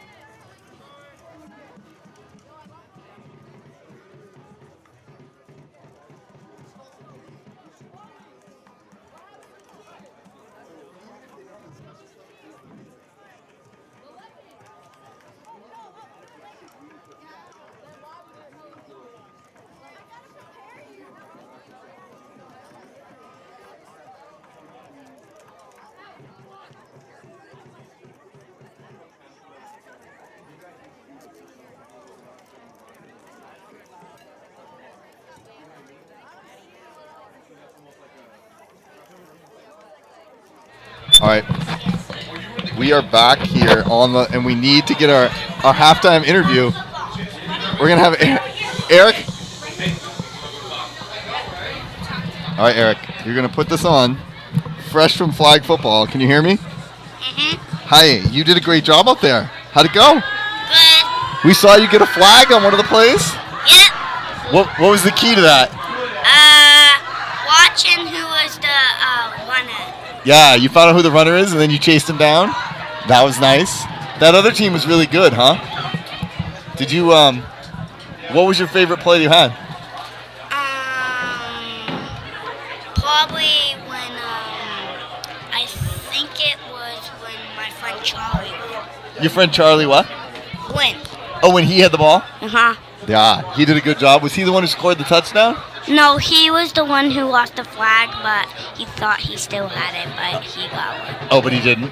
That's awesome. Now, did you guys practice hard this week to be ready for this? Yep. Many hours? Were Yes. you nervous to play in front of so many people? Yes. You were? Yeah. How'd you feel now that it's done? You feel good about it? Yep. It was a pretty exciting game. That other team was really good, huh? Yeah. Have you played them before? A short game. Was that game longer than the game you played? This game was longer. You did a lot of running. You must be tired right now. Yeah. Are you hoping someday that you're going to be on the field when you're in high school? Yeah. And you're going to be out there scoring touchdowns? Yeah. What did you think about the game? Did you watch the big kids playing too? One half, and now I think we're gonna watch a quarter. You're going to watch another quarter? Do you have a favorite player for Leavitt that you really like to watch? I really like to watch, I think it's number 7, but I don't know. Number 7, you think, is your favorite player out there? Yeah. Awesome. Well, hey, thanks a lot for doing the interview with us. Great job.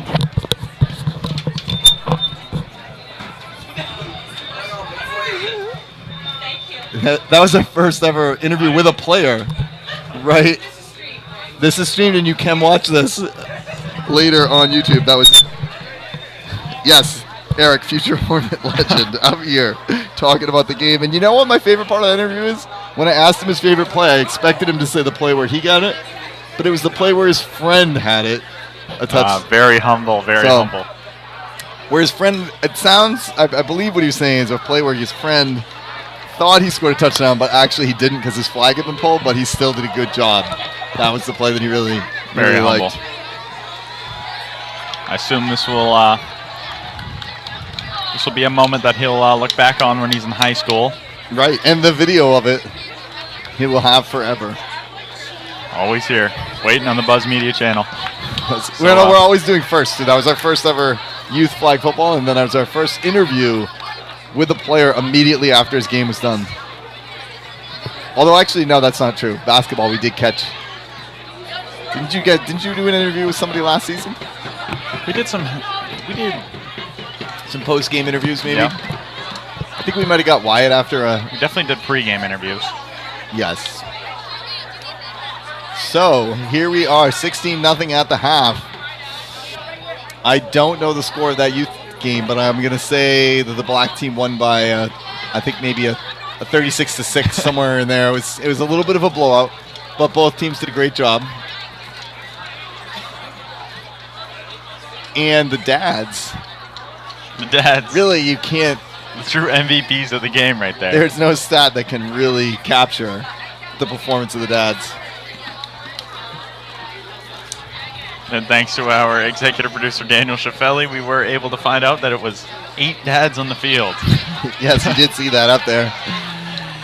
If you have other questions, please add them in the comments, because we were happy to see them. Also, if you have any comments on the halftime show with Chloe, I know it was a little sideways for a while, but I do think that she got some interviews in. Couldn't really hear what she said. I'll have to check that later myself. Thank you, Chloe, for your contributions to the halftime show. So 16-0. What do you think you're going to see for adjustments? That's a very tough question there, David. Yes, it was. Just kind of going through everything that you could change, and I'm sure the Hornets are ready for that. Right. Or is it just better execution? Do you think that you're going to see like a drastic change from one of the teams out here, or just? There's not really much you can change on offense because, of course, the offense is just already spectacular from both sides. But you got to figure the defense is even more spectacular. So, right. York. One thing I'd say is York did not have much success running the ball. They had a lot of success throwing it. Those short throws that turn into long gains is where they seem to specialize. The Hornets really, that defensive line is really eating up their running attack. I wonder if they try to establish the run or if they're just going to go straight to air it out. Leavitt, on the other hand, has had more success running the ball than passing. That steady dose of the Calders and Peabody. Cannot forget Jay Bush. And Jay Bush. I would say, obviously, the play of the half. Damien's 74-yard. Certainly. His first carry. And then the second touchdown was by Peabody, correct? It appears so. Oh, no. It was the Wyatt Hathaway juke. Correct. But it does appear that right now in the, because there's always a game going on, but there's always like a little bit of like a sub game going on between the Calders, and it appears Damien has got the upper hand so far. I'm sure Deshaun's going to want to come back. Deep kick there. Mark Herman receives, takes it up the field. Wow, the speed. Serious speed. Mark was just, I'm sure thoroughly impressed. Going to want to come back, just to say the least. He was just thoroughly jogging along there for a second, and then he just up the field, and he just turned it up. Wow, the speed! Serious. What car would Marky be? That's a question for you or the fans. Something that's got that 0 to 60 takeoff. Any gearheads out there? Yes, if you please tell us what kind of car he would be, and then you can tell us what kind of car other people on the team would be as well. 1st and 10 from the 40. Deshaun takes it up. First play of the half. Deshaun Calder streaking down the field into the end zone. Tying it up with Damien 1-1. Also putting 6 points on the board there. 17 seconds into the half. Deshaun takes it up. First play of the half. Deshaun Calder. Chloe, on top of being our halftime correspondent, she's also the lead of the, I mean, I wouldn't say cheerleader because she's not a cheerleader. So like pep, I don't know what the name would be for her position. Maybe not like cheerleader as in one word, maybe like cheer space leader. Yes, because she is the leader of the cheers. And Deshawn up the middle again. Very smooth there from Deshawn. Very brisk on that. Just able to walk right in the end zone. And it is a 24-0 Hornet lead. Wow, that's a quick strike. And now if you're York, you really need to find a way to respond. Hanging back by a couple touchdowns is one thing, but you don't want to get blown out here in this match of undefeated teams. There's still a lot of game to go, and a lot can change. And Leavitt Caroline Bachler said that if Mark Herman was a car, he would be a Dodge Stratus. Ooh, very nice there. I wish we could do polls where we could put a poll on the screen. What if Mark was a car? What would he be? Go Landon Arsenal boosts one back down to the and bobbled. He's able to pick it up. Mark Herman slips there on the pursuit. Ball out of bounds. So ball was out on the field for a second. A lot of bobbled kicks here tonight. Yep.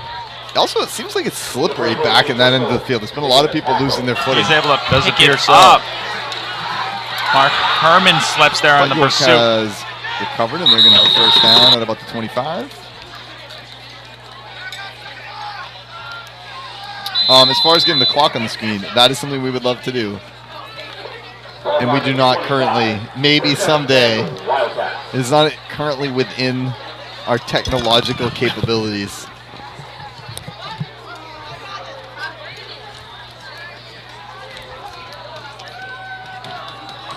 Little inside run. Just stuffed. About. When was the first moon landing, Davis? Little history lesson. The man walking the moon?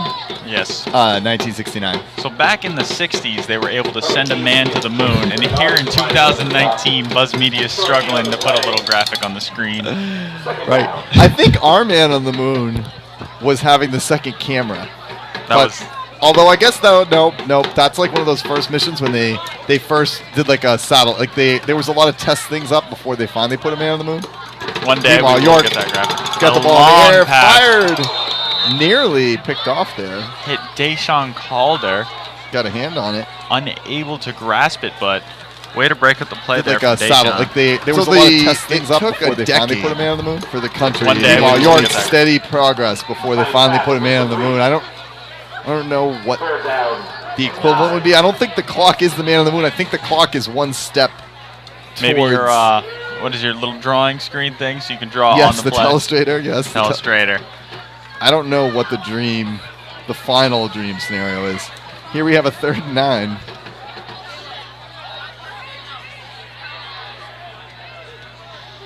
Man in motion in the backfield.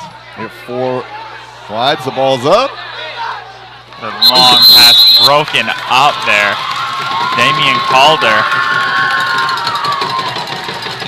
And York's going to have to punt. And this man in motion in the backfield. Started better for the Hornets. Slides, the ball's up. 10 minutes, 49 seconds to go. Long In the pass first minute, 11, they've already got a touchdown, there. and now they're going to force a punt. Has been a struggle all night, it appears, blocking on the punt. It appears that Camden Jordan's just getting there every single time. I would not be surprised if there was a block punt on this play.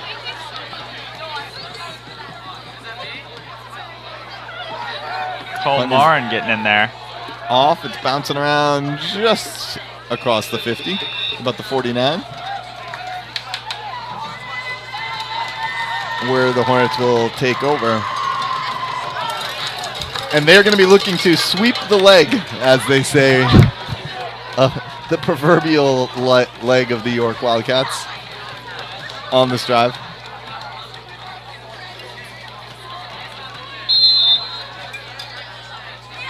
Mason, did you get that reference? I don't know how your 80s movie I might need a little bit of a refresher. I do enjoy all things 80s, but this one has just gone over my head. There it is, the handoff. That's Damien another Calder. Cuts inside. He's just trucking along. Damien. Very forcefully. There it is, the way handoff. down the field. That's Damien another Calder. cuts inside. I'm really impressed by all the yards the Hornets have gained after, not even just contact, but after being somewhat wrapped up. And we've seen it from multiple Hornet running backs. I think that can be attributed to the time in the weight room that these men have spent. That does check out and add up. 1st and 10 from the 35. We'll get back to sweep the leg, don't worry. We go inside to Deshaun, fake handoff to Markey. And we have to credit on that touchdown by Deshaun. Obviously, you got a lot of speed, but that was a play on the inside, and he was untouched. The blocking there by that. They just opened up a whole entire highway for Deshaun to go pick up some yards, and ultimately the touchdown. Life was a highway for him, and he ran through it all night long. Sweep the leg is the Karate Kid. Karate Kid. That is a movie I have not seen. Sweep the leg. You need to watch quite it. some if time. You're, as an 80s fan. Oh, there we have Cam on the run. Don't know if I've seen Cam get a carry before. He definitely has in games in years prior, but tonight he's been a little bit. Seemed to throw passes to him. I hadn't seen him. Yeah. I assume it's very hard splitting up the handoffs due to just the amount of talent they have in that backfield. Yeah. But there are multiple guys. Like some of the players, I feel like we have multiple guys who would be the feature back on a lot of teams. Most certainly. And instead they kind of have to spread out the carries, but it just makes us more dangerous too. Most certainly. And that line tonight, I must say, has been spectacular. I'm sure they would love to go, unseen and unheard due to just how humble they are, but I'm going to give them a little bit of love because Wyatt and the rest of them have had quite the time in the backfield tonight due to them. We go 1st and 10. Mark Herman takes it around. Some big blocks. York had nice coverage on that play. Once again, Mark's fun to watch run because it's not just the speed, but it's this change of speed. Very quickly. The shiftiness, like a Dodge Stratus, apparently. He can accelerate, brake, turn the windshield wipers on if he needs it. Yep, right. He doesn't have the rear camera, I don't believe. I'm sure somewhere he's got eyes in the back of his head and he's able to sense what's coming behind him. Hopefully he's got Bluetooth because no texting while you drive. I'm not really sure what we're talking about anymore. But there's the carry. Appears we've gone off the deep end already. Pete already stopped, and that creates a 3rd and 7. Does appear to be a 3rd and 7. 4th down and 7.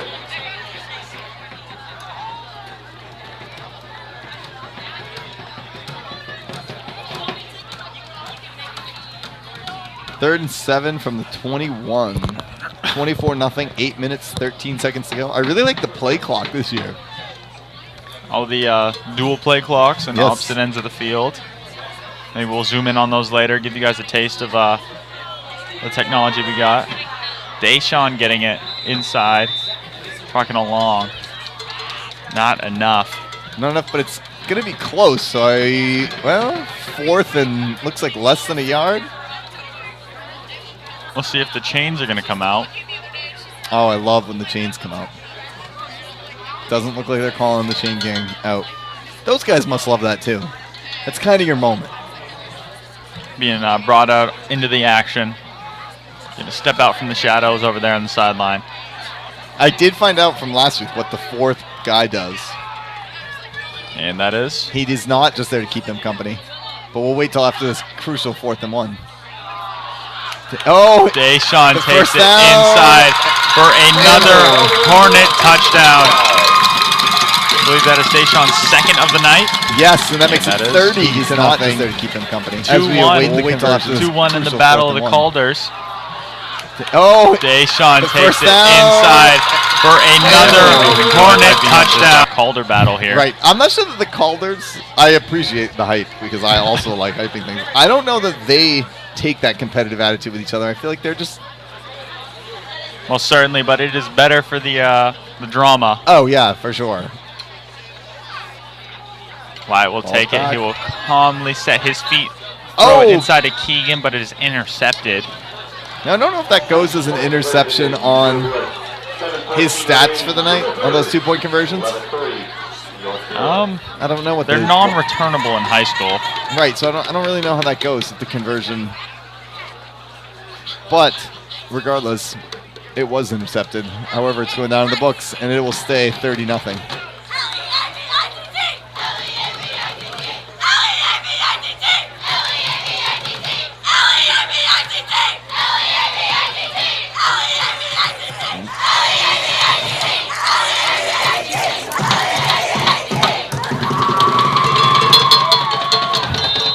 The Leavitt students showing off their spelling ability right there. Very. Many of them taught by the great Miss Ingleton.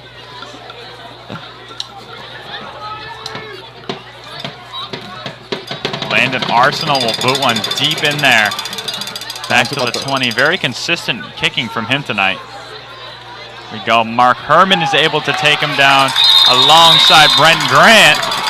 It was Caleb Papagallo on the return. He had a nice return going there, but Marky Herman once again ended it. I wonder if Mark's stamina has even gone down at all. His stamina rating? No, I think he'd still be in the clear.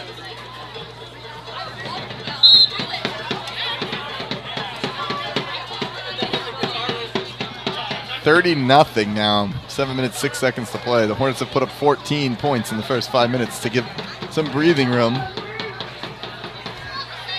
Still a lot of football to play.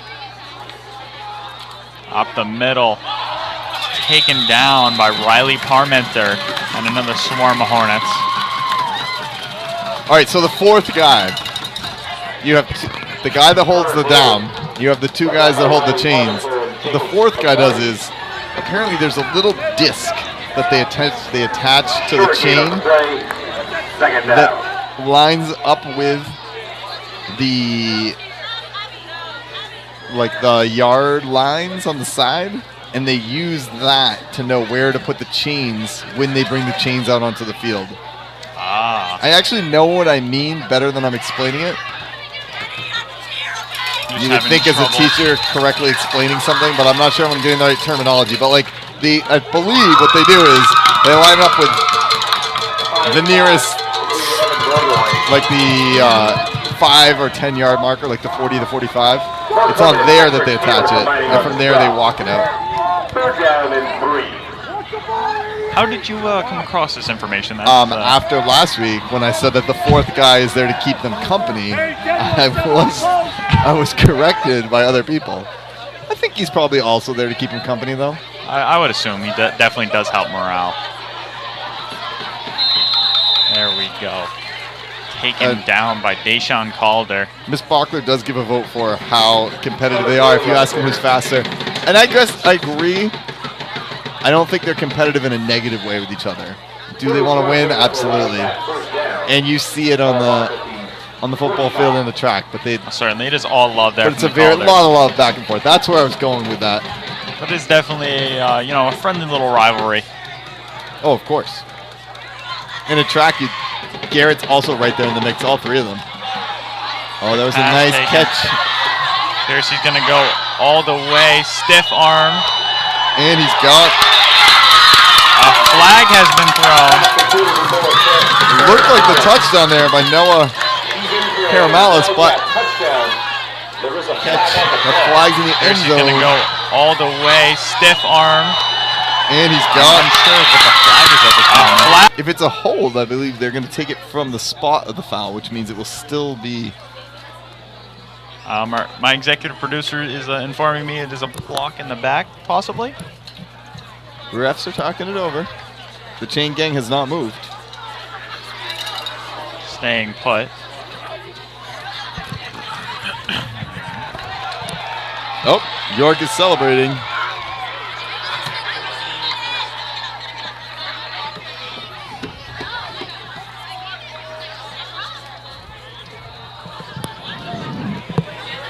And that touchdown's still on the board as of right now.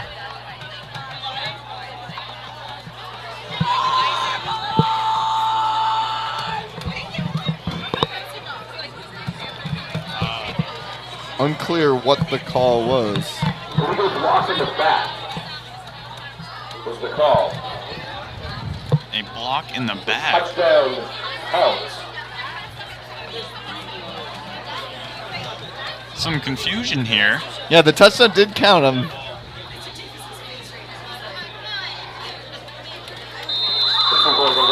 No good. They did not get the conversion. I'm not sure if it was the penalty was a block in the back. But they scored before the block in the back, and therefore the touchdown counts.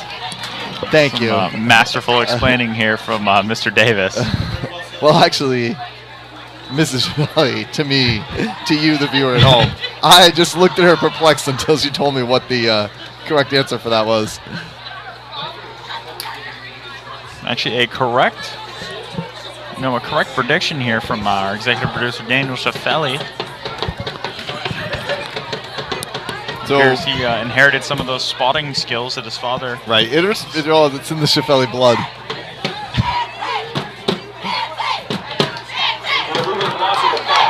So York strikes back 30-6 now with 5 minutes 15 seconds to go. Oh, the penalty is assessed on the kickoff here, as Shaffelli has informed us. So they're going to be kicking from deeper, back on the 30. That makes more sense. I was confused why they were calling the penalty, but still doing. It's a good thing we did have Miss Shaffelli here to explain what's going on. She's a little more keen on the rules of the game of football.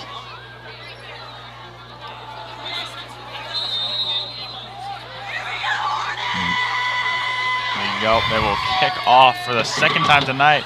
Oh, the very low rumbling one. Picked up by Alan Peabody. Looks to cut outside. He gets through. Breaks some tackles out of bounds. All the way down to the 40. Alan Peabody on the kick on the return. Oh, rumbling one. Picked up by Alan Peabody. Looks to cut outside. He gets through. Breaks some tackles out of bounds. All the way down. Don't want to give any extra oomph for confidence to York. So they're going to try to take this drive, take some time off the clock, and punch it in again, I think would be their goal. You concur? I do. Good. First and 10 at the 41. But Hathaway back on the field. We have Brent Grant in the backfield.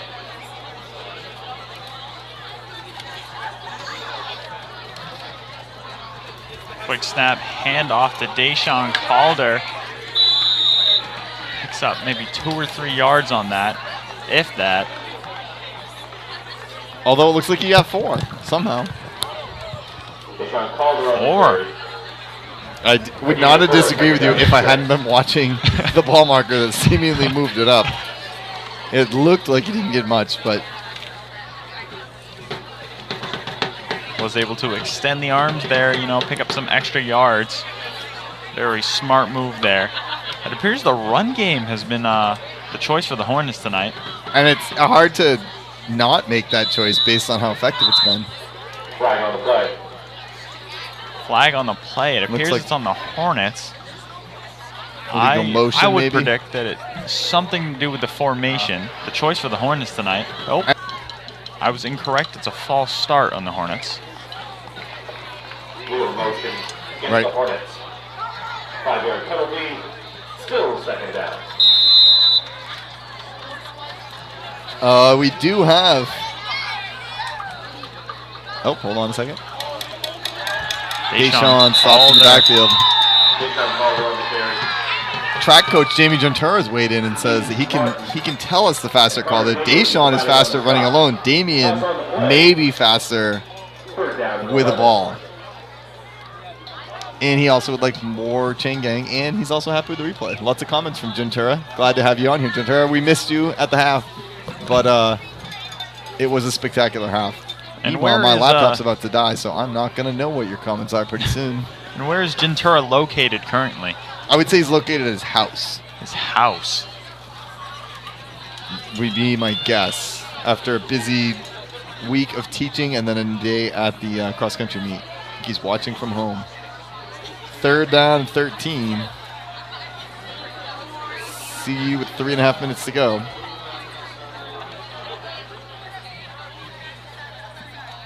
Wyatt's watching that play clock. And he's going to... Oh! A bubble. Ball's down. Wyatt Hathaway gets on it. I thought he was going to run the play clock all the way down there, but instead he actually snapped it with about 20 seconds to go. And we are at a 4th. Wyatt's watching that play clock. 19. The ball's back on the 48. It looks like they're going to punt, but it's hard to tell because it could be an incredibly deep shotgun fake punt play since Wyatt is also the punter. I do believe they are up they're up 24 points right now. That might be a little bit unnecessary here for the Hornets, but you never know. Oh. A very quick punt there. Right. Just very low snap. Things quickly fell apart. Just scramble to get it, and that's a short punt that the York is going to take over on about the 41. I do believe he kicked that with his left foot there. A very, I actually do know this from my time spent in gym class, but Wyatt does usually kick with his left foot. And meanwhile, sorry, I'm reading the comments as you're talking about the kick and not listening to you because that's the kind of thing that I do sometimes. Definitely professional here on Buzz Media. All the time. You know, I feel like when you look at those NFL games, they've got a big staff to deal with a lot of the things that we're dealing with. Did you just say that he kicked left-footed? Yes. Just very, little trivia there. Took a moment for that to really sink in. They got the stuff. By the way, if you are wanting to let me know anything. Did you say they kicked left-footed? Yes. Say you are Mr. Gentura, you're going to need to just... little trivia there. Take a moment for that to really sink in. They got the stuff. And I can no longer... By the way, if you read what happens in the chat.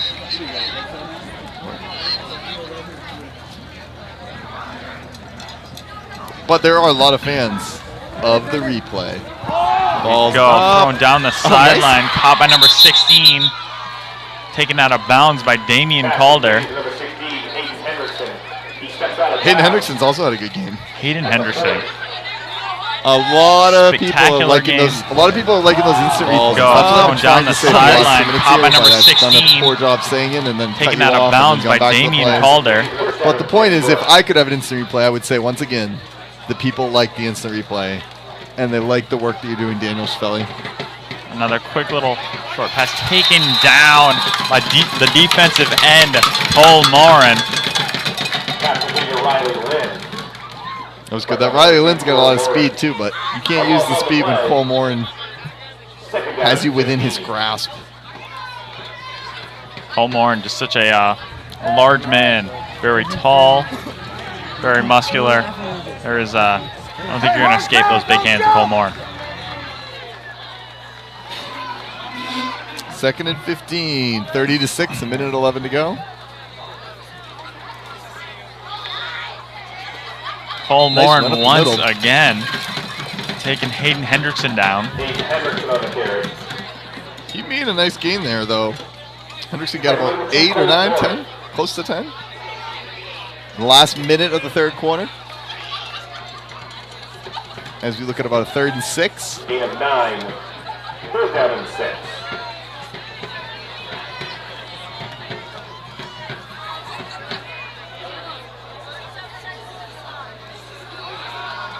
Back, the ball's fired, incomplete. Pass intended for Kerr Mahalis. Incomplete. 4th down and 6. 4th and 6. Now, if you're York, you got to be going for this, right? Most certainly. It is starting to get a little late in the game. Only 32 seconds left in the third quarter. You got the ball down into Hornet territory, and it looks like they are going to be going for it. No sign of a punter. A lot of wideouts spread to the right. There we go. He will look deep. Lets one fly. Oh, it is caught in stride for the Wildcat touchdown. I believe that is number 6, Evan Burgoyne. So they had like 3 receivers onto the right, but he went back to the solo guy on the left. Will look deep, And lets now one 30-12. fly. York keeping things interesting, keeping those viewers watching. A very risky situation there. Cat touchdown, but they're able to convert it. I believe that is number 6.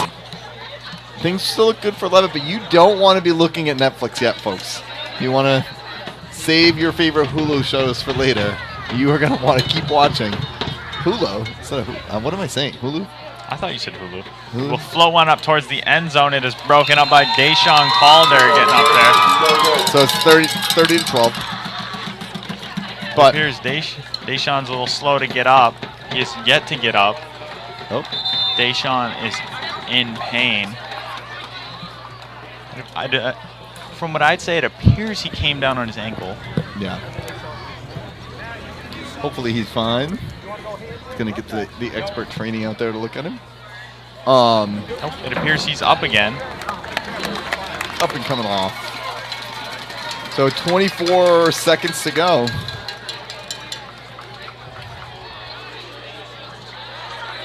If this was the NBA, they could run out the rest of the quarter in one possession. Which is kind of important breakdown analysis of the game that you really want to hear. Sometimes by Friday night, Mason, I've been talking all week. It's a lot of speaking and things just, words come out of my mouth that might not even make a lot of sense. Usually we start off applicable. We start off pretty nice. Right. I mean, we start off a little slow because usually something's not working. We do get it, Then we get a good, a good flow. Rhythm, and then it just, Hornets start scoring, and we kind of lose a bit of our sanity. Right, and we forget to call some plays. Our Hornet fans know that, and New York fans, we apologize if we miss some things. Hornets getting ready to return. See if York goes with the low kicking in this time. They do. Once again, taken in by number 23, Jaden Banks. He's just trucking along. Good job by Jaden. Out past the 40. Jaden Banks on the return. Quick with number 30, Caleb Papagallo. Papagallo. Still like that name. 17 seconds to go.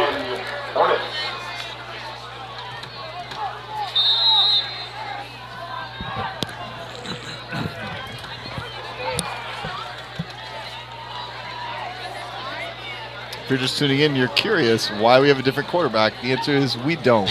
Wyatt Hathaway just has a different jersey after his jersey got ripped.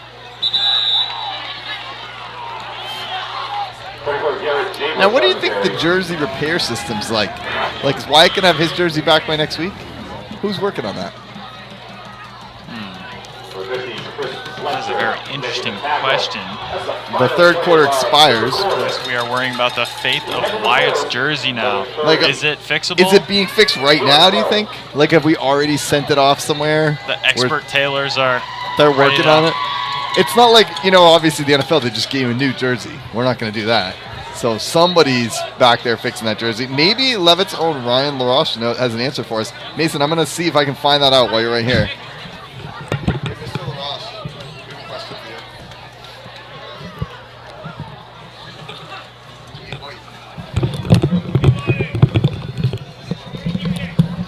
for you. We've brought in Mr. LaRoche for a very important question that we couldn't answer. So we know Wyatt's jersey got ripped. So what is the repair system, or is that being fixed right now? Do you know what occurs there? The last time I saw the jersey, it was being held by one of the bench players. So it's not currently being fixed? Correct. But somebody is probably going to... It was a rip. Did you see how bad the jersey is? Is it like a lost cause rip? Based on what I saw, that jersey will need to be replaced. Oh. So that was that. I didn't see what happened on the play. No, I was off doing other things. I didn't see it, but I did see the jersey. It's in pretty bad shape. Here we have a 2nd and 9, Mr. LaRoche. If you want to stay on for just a couple plays here, if you can. Hornets looking to run around. That's Mark Herman. He stopped maybe. Yeah, there's the flag. Horse collar. Did you get a chance? I know you have a lot of responsibilities as the AD here. Did you get a chance at all to watch the halftime game? Bits and pieces. It was very exciting. Pretty entertaining. Yes. Wish I could have watched more. Yeah, well, you know, you can if you go on YouTube. Oh, that's right. And the game is on. We were really zooming in on a lot of touchdowns. It was a high-scoring affair. We estimated 36-6. A lot of dads in the field. There's a face mask there. Overall, everything going smooth in this game today? You know, York is a pretty good team. They are undefeated. They're 3-0 coming in, and clearly one of the better teams in C-South. Don't want to undersell what they're doing. We had some huge plays in the first half to be able to build the score up, which is fortunate. A little bit of struggle moving the ball here since the end of the second quarter. But maybe this is the drive that puts it away. Yep, and I have one more question for you here before we let you go, but we'll wait till after this play. A first down play at the 39. We got a lot of wideouts, but it's still a run up the middle. Nice run. Picking up 6 or 7. Oh, so my last question for you while we have you is about homecoming. It's coming up in 2 weeks? The 12th of October, Saturday. October 12th. We are going to be covering a lot of games, so is every team playing that day? Well, cross-country is Friday night at Oxford Hills. Okay. Almost impossible to schedule a home cross-country meet during homecoming. Mm-hmm. And the golf team will be playing in one of their championships, I believe the individual championships, at Natanis that day. Oh. Every other team will have a game during the day starting at 10 a.m. with the girls varsity field hockey and ending at 7 o'clock with the kickoff between Wells and Leavitt. That's awesome, and we are going to be looking, as you see, running play up the middle over there. Not sure who actually had that carry. Yeah, it was Cam Jordan. We are going to be looking to cover games. So far, I know we've got coverage for the soccer games. I'm sure we'll be able to find someone to cover field hockey. And then football, we won't be covering because it's going to be getting covered by somebody else. Can't remember which group is coming, but someone else is coming. So if you want to come to homecoming, you definitely should. But if you want to sit home and watch it all day, or if you're in, we have someone as far away as Tennessee watching tonight. Excellent. They'll be able to watch the whole game. All right, thank you very much, Mr. No problem. Anytime, guys. Enjoy the rest of the game.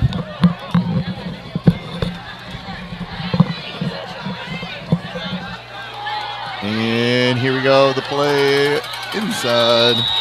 Who was that on the carry for the Hornets? Oh, Mark Herman.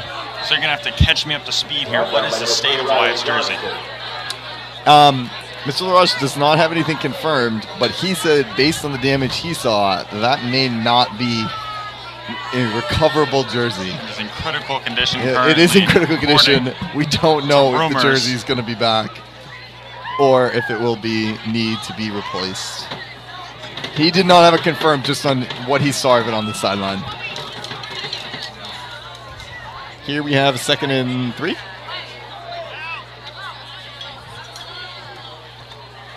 Hathaway to Jay Bush. Just pull out ahead a little bit. And he got the first down. Nice job by Garrett.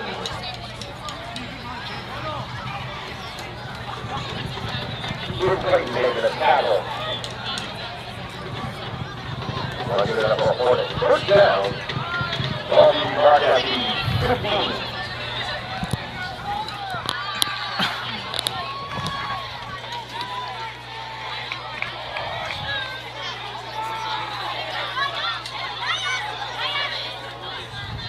There has been some talk. I'm on my phone to check the chat, and there is talk of trying to bring Sharon Hathaway out of retirement. Meanwhile, the runner on the end. Is that Cam again?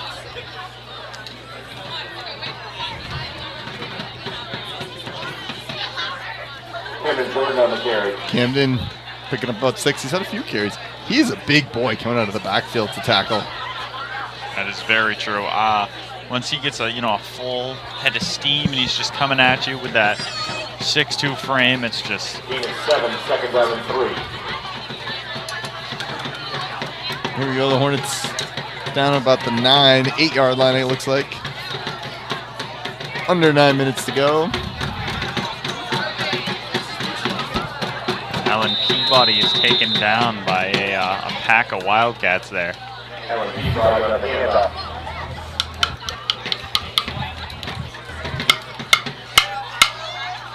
We are looking at a third and looks like less than 1 based on the chain gang. I don't know if we've had a chance. I know our fans love the chain gang.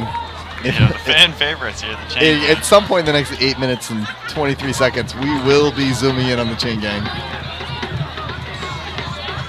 3rd and 1 from the 5.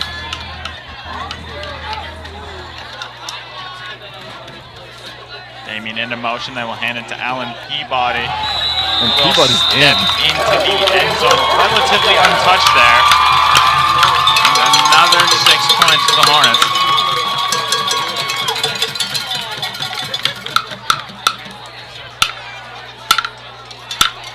Now, what is that instrument called? The thing that he hits with the drumstick? It's right, he had it right here. Now we're speculating on what's going on here with the instrument in the crowd. Maybe we can get a camera. Are we getting a good camera shot of the crowd back and forth here? Yeah, we'll get a little camera action going. Of the neon night. Carrie and Kinsella celebrating her birthday down there today. And meanwhile, there's a play going on. And we did this. This is what we were talking about earlier. We may have missed the extra point attempt, but it is 36-12. They didn't get it, so I guess you didn't miss too much.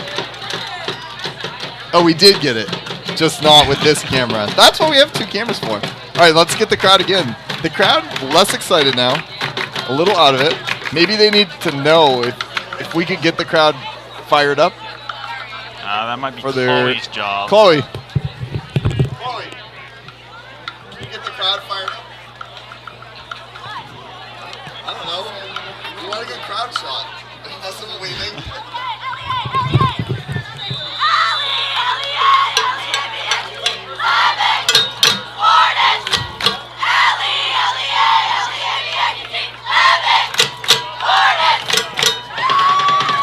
Thank you, Chloe. We'll head back to the action.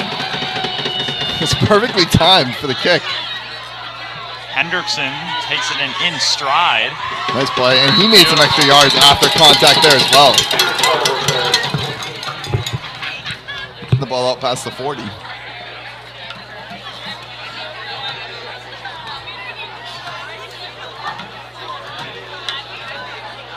Permitted on special teams. Ball comes out to the 40 for Chatham 10, New York.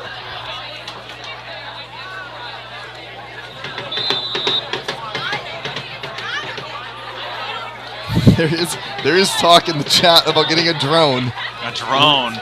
Which would really up everything that's going on here. I don't know if there's a school policy on drones, but we're going to find out. Meanwhile, nice catch. A beautiful catch there. That was great by Noah Karamalis. He has made some nice catches tonight. Really have to be, I'm impressed. So I know the Hornets are up 36-12. Really impressed by the passing game of the Wildcats.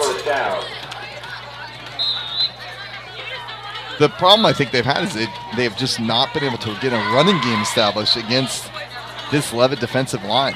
So they've had to totally rely on the passing game. That's true, but just some incredible snags here. That one he was just able to get over the top of the DB. There we go. Henderson takes it out, taken down. Well, not even taken down. He was wrapped up by Cole Morin. Still trucking along.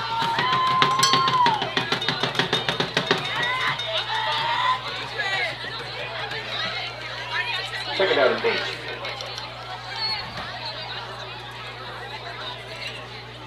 Meanwhile, 2nd and 8. Yeah, that's about as much as they've gained on most any carry tonight. Unless you check the stats and find out that I'm wrong, because I'm forgetting plays, which is entirely possible. But here they go back to the air. What up swatted Damian Calder there. And that's going to set up a 3rd and 8. 6 minutes, 52 seconds to go. Check the stats and find out that I'm wrong because I'm forgetting plays, which is entirely possible. But here they go back to the air. MPA policy against drones. So the short-lived dream of the Buzz Media drone may have already died. I think it was already over before it began. Right. I'm sure that policy has been in effect for quite some time. There's a few moments. We'll definitely double check that, make sure the research is all good. Yeah, I trust Oren, but also, you know, if somebody can give us anything different, you can let us know. Looks like a timeout. Timeout by York right before the play got off.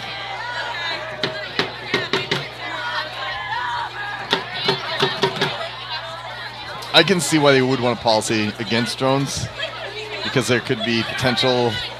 That's true. If a drone was to shut off in midair over the field, dropping on the field in a game, things like that. But helmets, but that still would hurt. Right.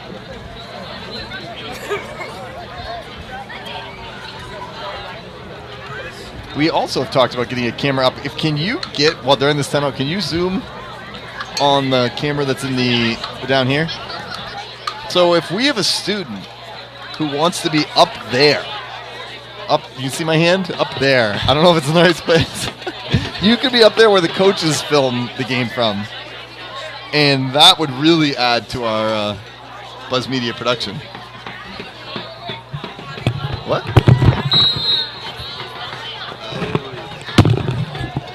We might not be able to get a student up there. You know, rules are really hurting us. Meanwhile, the ball is up, and that's going to be overthrown, incomplete, setting up a 4th down. Well, now there's a discussion of Spygate that's going on in the chat about that. No, and also a question about we may need a waiver to be up there, so it might actually we may need a parent or somebody that goes up there to film it. If you were over 18 years of age, just let us know. We could get somebody up there with a waiver, I'm sure. Because it would really add to the game. And here we go, 4th and 8. York is going for it. They're going with the fake. Oh, it's picked! Tipped off. Picked off by Marky Herman, who is tugging down the field. Taken down at the 44-yard line. And here we go, 4th and 8. York is going for it. They're going...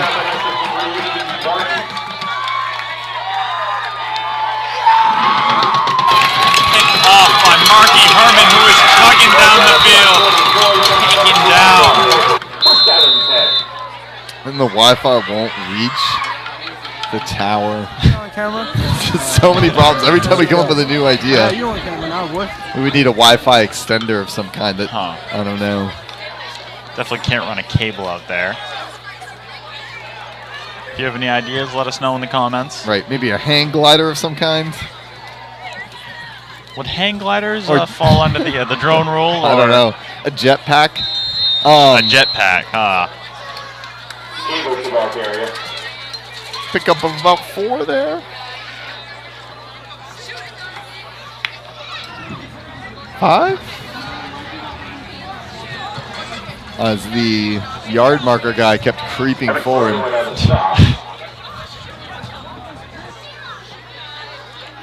We do need to make sure that we at least get a little bit of time where we've zoomed in on the chain gang for the fans. Well, certainly. We might be able to fit that in after one of these plays. 2nd down, 5. Under 6 minutes to go. Hornets take the snap, quick handoff to Garrett J. Bush. Just looking to get inside. He's taken down about maybe a yard or 2. Looks like 3rd and 2. Is this the time for the chain gang? I do believe we can get some chain gang time. Oh, especially as something's going on. The officials are calling timeout. All right, this is the perfect time. If we look at I have a question about the 3rd down. Is it a slider that makes it move from like 2nd to 3rd to 4th? You think they've got like a button on the side? It appears, I do believe I've seen that before. It is about like 4 little like levers that you pull. And you pull the lever for the correct down. It's not electronic or anything. It's old school technology. Here we are, a 3rd and 2. Camden Jordan takes it off with a nice head of steam. Here he goes down the sidelines. All the way down to 35.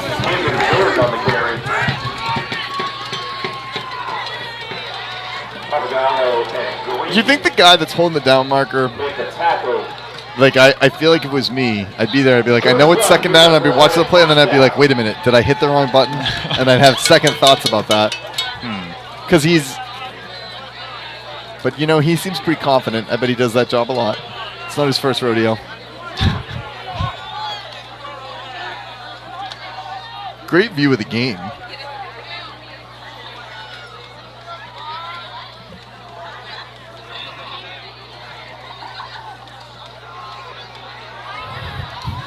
Mark Herman being pushed back just a little bit. Oh, and I saw him slide it up to 2nd down just there.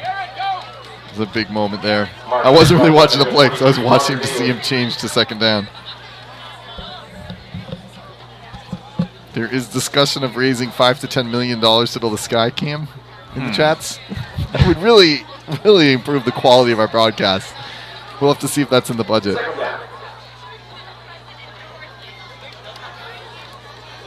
Oren Shaw suggested exploring River Valley to build the sky cam, which is also a great idea. Yeah, we'll give him a... it appears a timeout has been called, so I do believe it is time we head over to the chain gang. So as you were explaining, that 4th man is in charge of setting some sort of pin into the ground? All right, so it's like a little disc that they use on the chain to... All right, so like right now, you see where the chain gang is? From what I understand it, the 35-yard line, you would put a chain that's a little circular disc that attaches to the chain right where that 35-yard is. So then if you brought the chain out into the field for a measurement, that would line up with the marker and show you to make sure you were in the right spot. Aha. But I could be wrong. That's my understanding. Maybe we have to set up an interview with the chain gang sometime. It would be great to have an interview with the chain gang some guy. heroes of these Leavitt football games. 2nd and 11. Damian Calder takes the end around. A flag has been thrown. Damian. It's smooth footwork on the side there by Damian to stay inbounds. Tiptoeing down those sidelines.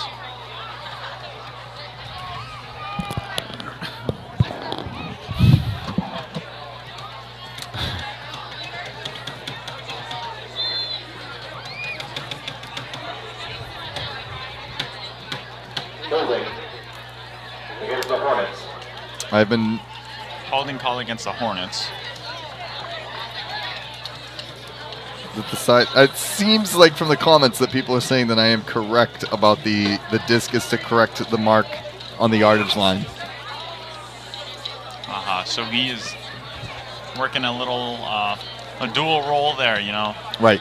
The moral support and the disc. Still 2nd down. Meanwhile, who's not fulfilling his role is me because I don't even know. Oh, that was a holding penalty that brought it back. We are in a 2nd and very long. I mean, we'll take off again. There he goes, making those yards right back. Damian Calder on the carry.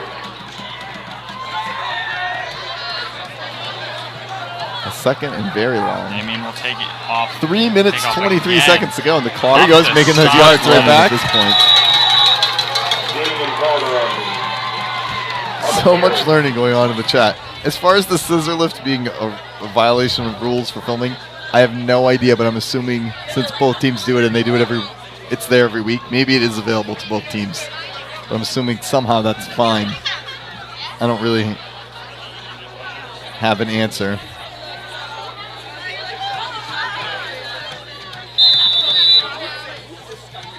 Hornets call a timeout. 2 minutes, 51 seconds to play. Looks like we've had some change in personnel now for the Hornets.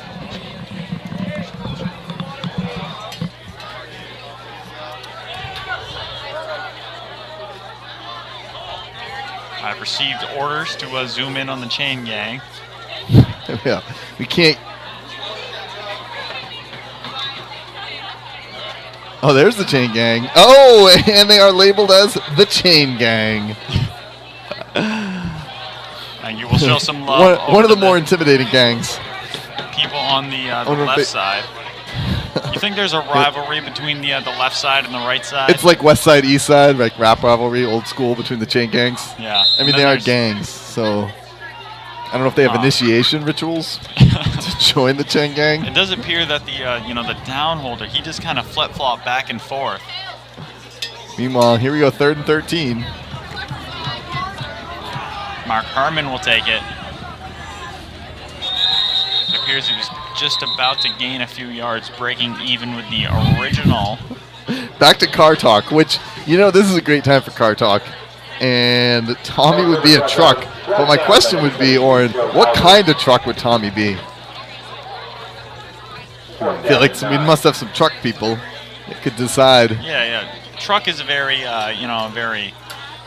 it's a blanket term. Are we talking about like a small, Tacoma, or are we talking about a big... a Mack truck. That's what I was thinking. That's where I was about to go with it. A very big truck. I would not want to run into that. I almost think that Camden's more of a Mack truck. Miss Bachler. Miss Labrie. Oh, here we go. The play thrown by Wyatt is completed, but he's going to come up well short of a first down. Miss Labrie said that Tommy's a Buick LeSabre, which goes along with what was their other car? What was our other car person? Mark was a can't remember what he was. Who would be like a Ford Fiesta? I'd like to know.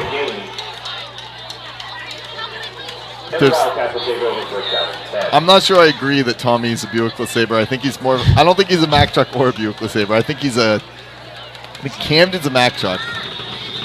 Tommy's got to be. Tommy's a big truck, but not a Mack truck. Like an F-350. Maybe. Diesel fed. I don't. It could be diesel fed. I wonder if there's anybody out there that would be. Meanwhile, the ball has been turned over in the last 2 minutes here. York's out throwing. A pack of Hornets bring him down. A Dodge Durango. Who's a Dodge Durango? I don't even know what we're talking about anymore.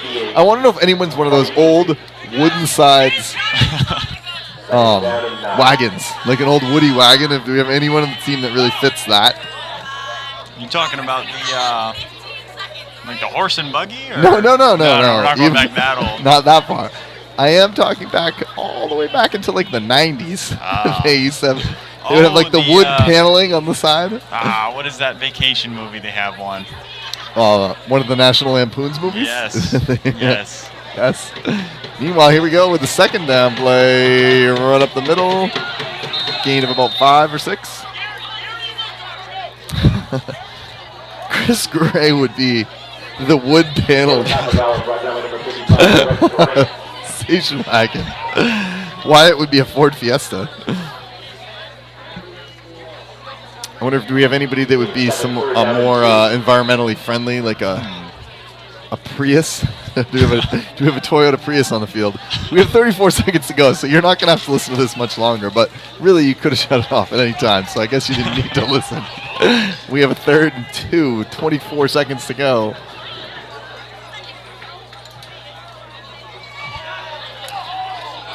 Oh, flag down. That's going to... They got the first down before that.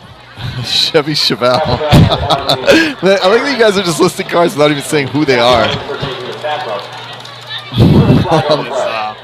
Buzz Media has gone wild here. I'm just reading comments on my phone and barely watching the game, although I am seeing the play that just happened. Ruffino is a Prius. I could see that. They got the first down before. Oh, both Ventura and Labrie. suggested. Now we're zooming in on somebody that's watching the game from over there. I don't know who that guy is. I think probably one of the York coaches observing, or possibly a member of the press. But I think probably a York coach. And we have a 3rd and 2. Clock ticking. It looks like they are going to just take the kneel down and let things end. The camera guy we did have on the screen. Thank you again to Daniel Spelly for his excellent work. For Sawyer, great sideline camera work. Chloe. Thank you to Davis. Our cheer space leader. And then Mason Woodbury, you've done a great job. Thank you. And just before we sign off, quick shout out to Dr. Pussum's Catnip. If you've got a cat at home and it needs some nip, Yes, Dr. Pussum's is the only place to buy for all your catnip needs. Thank you and have a great night.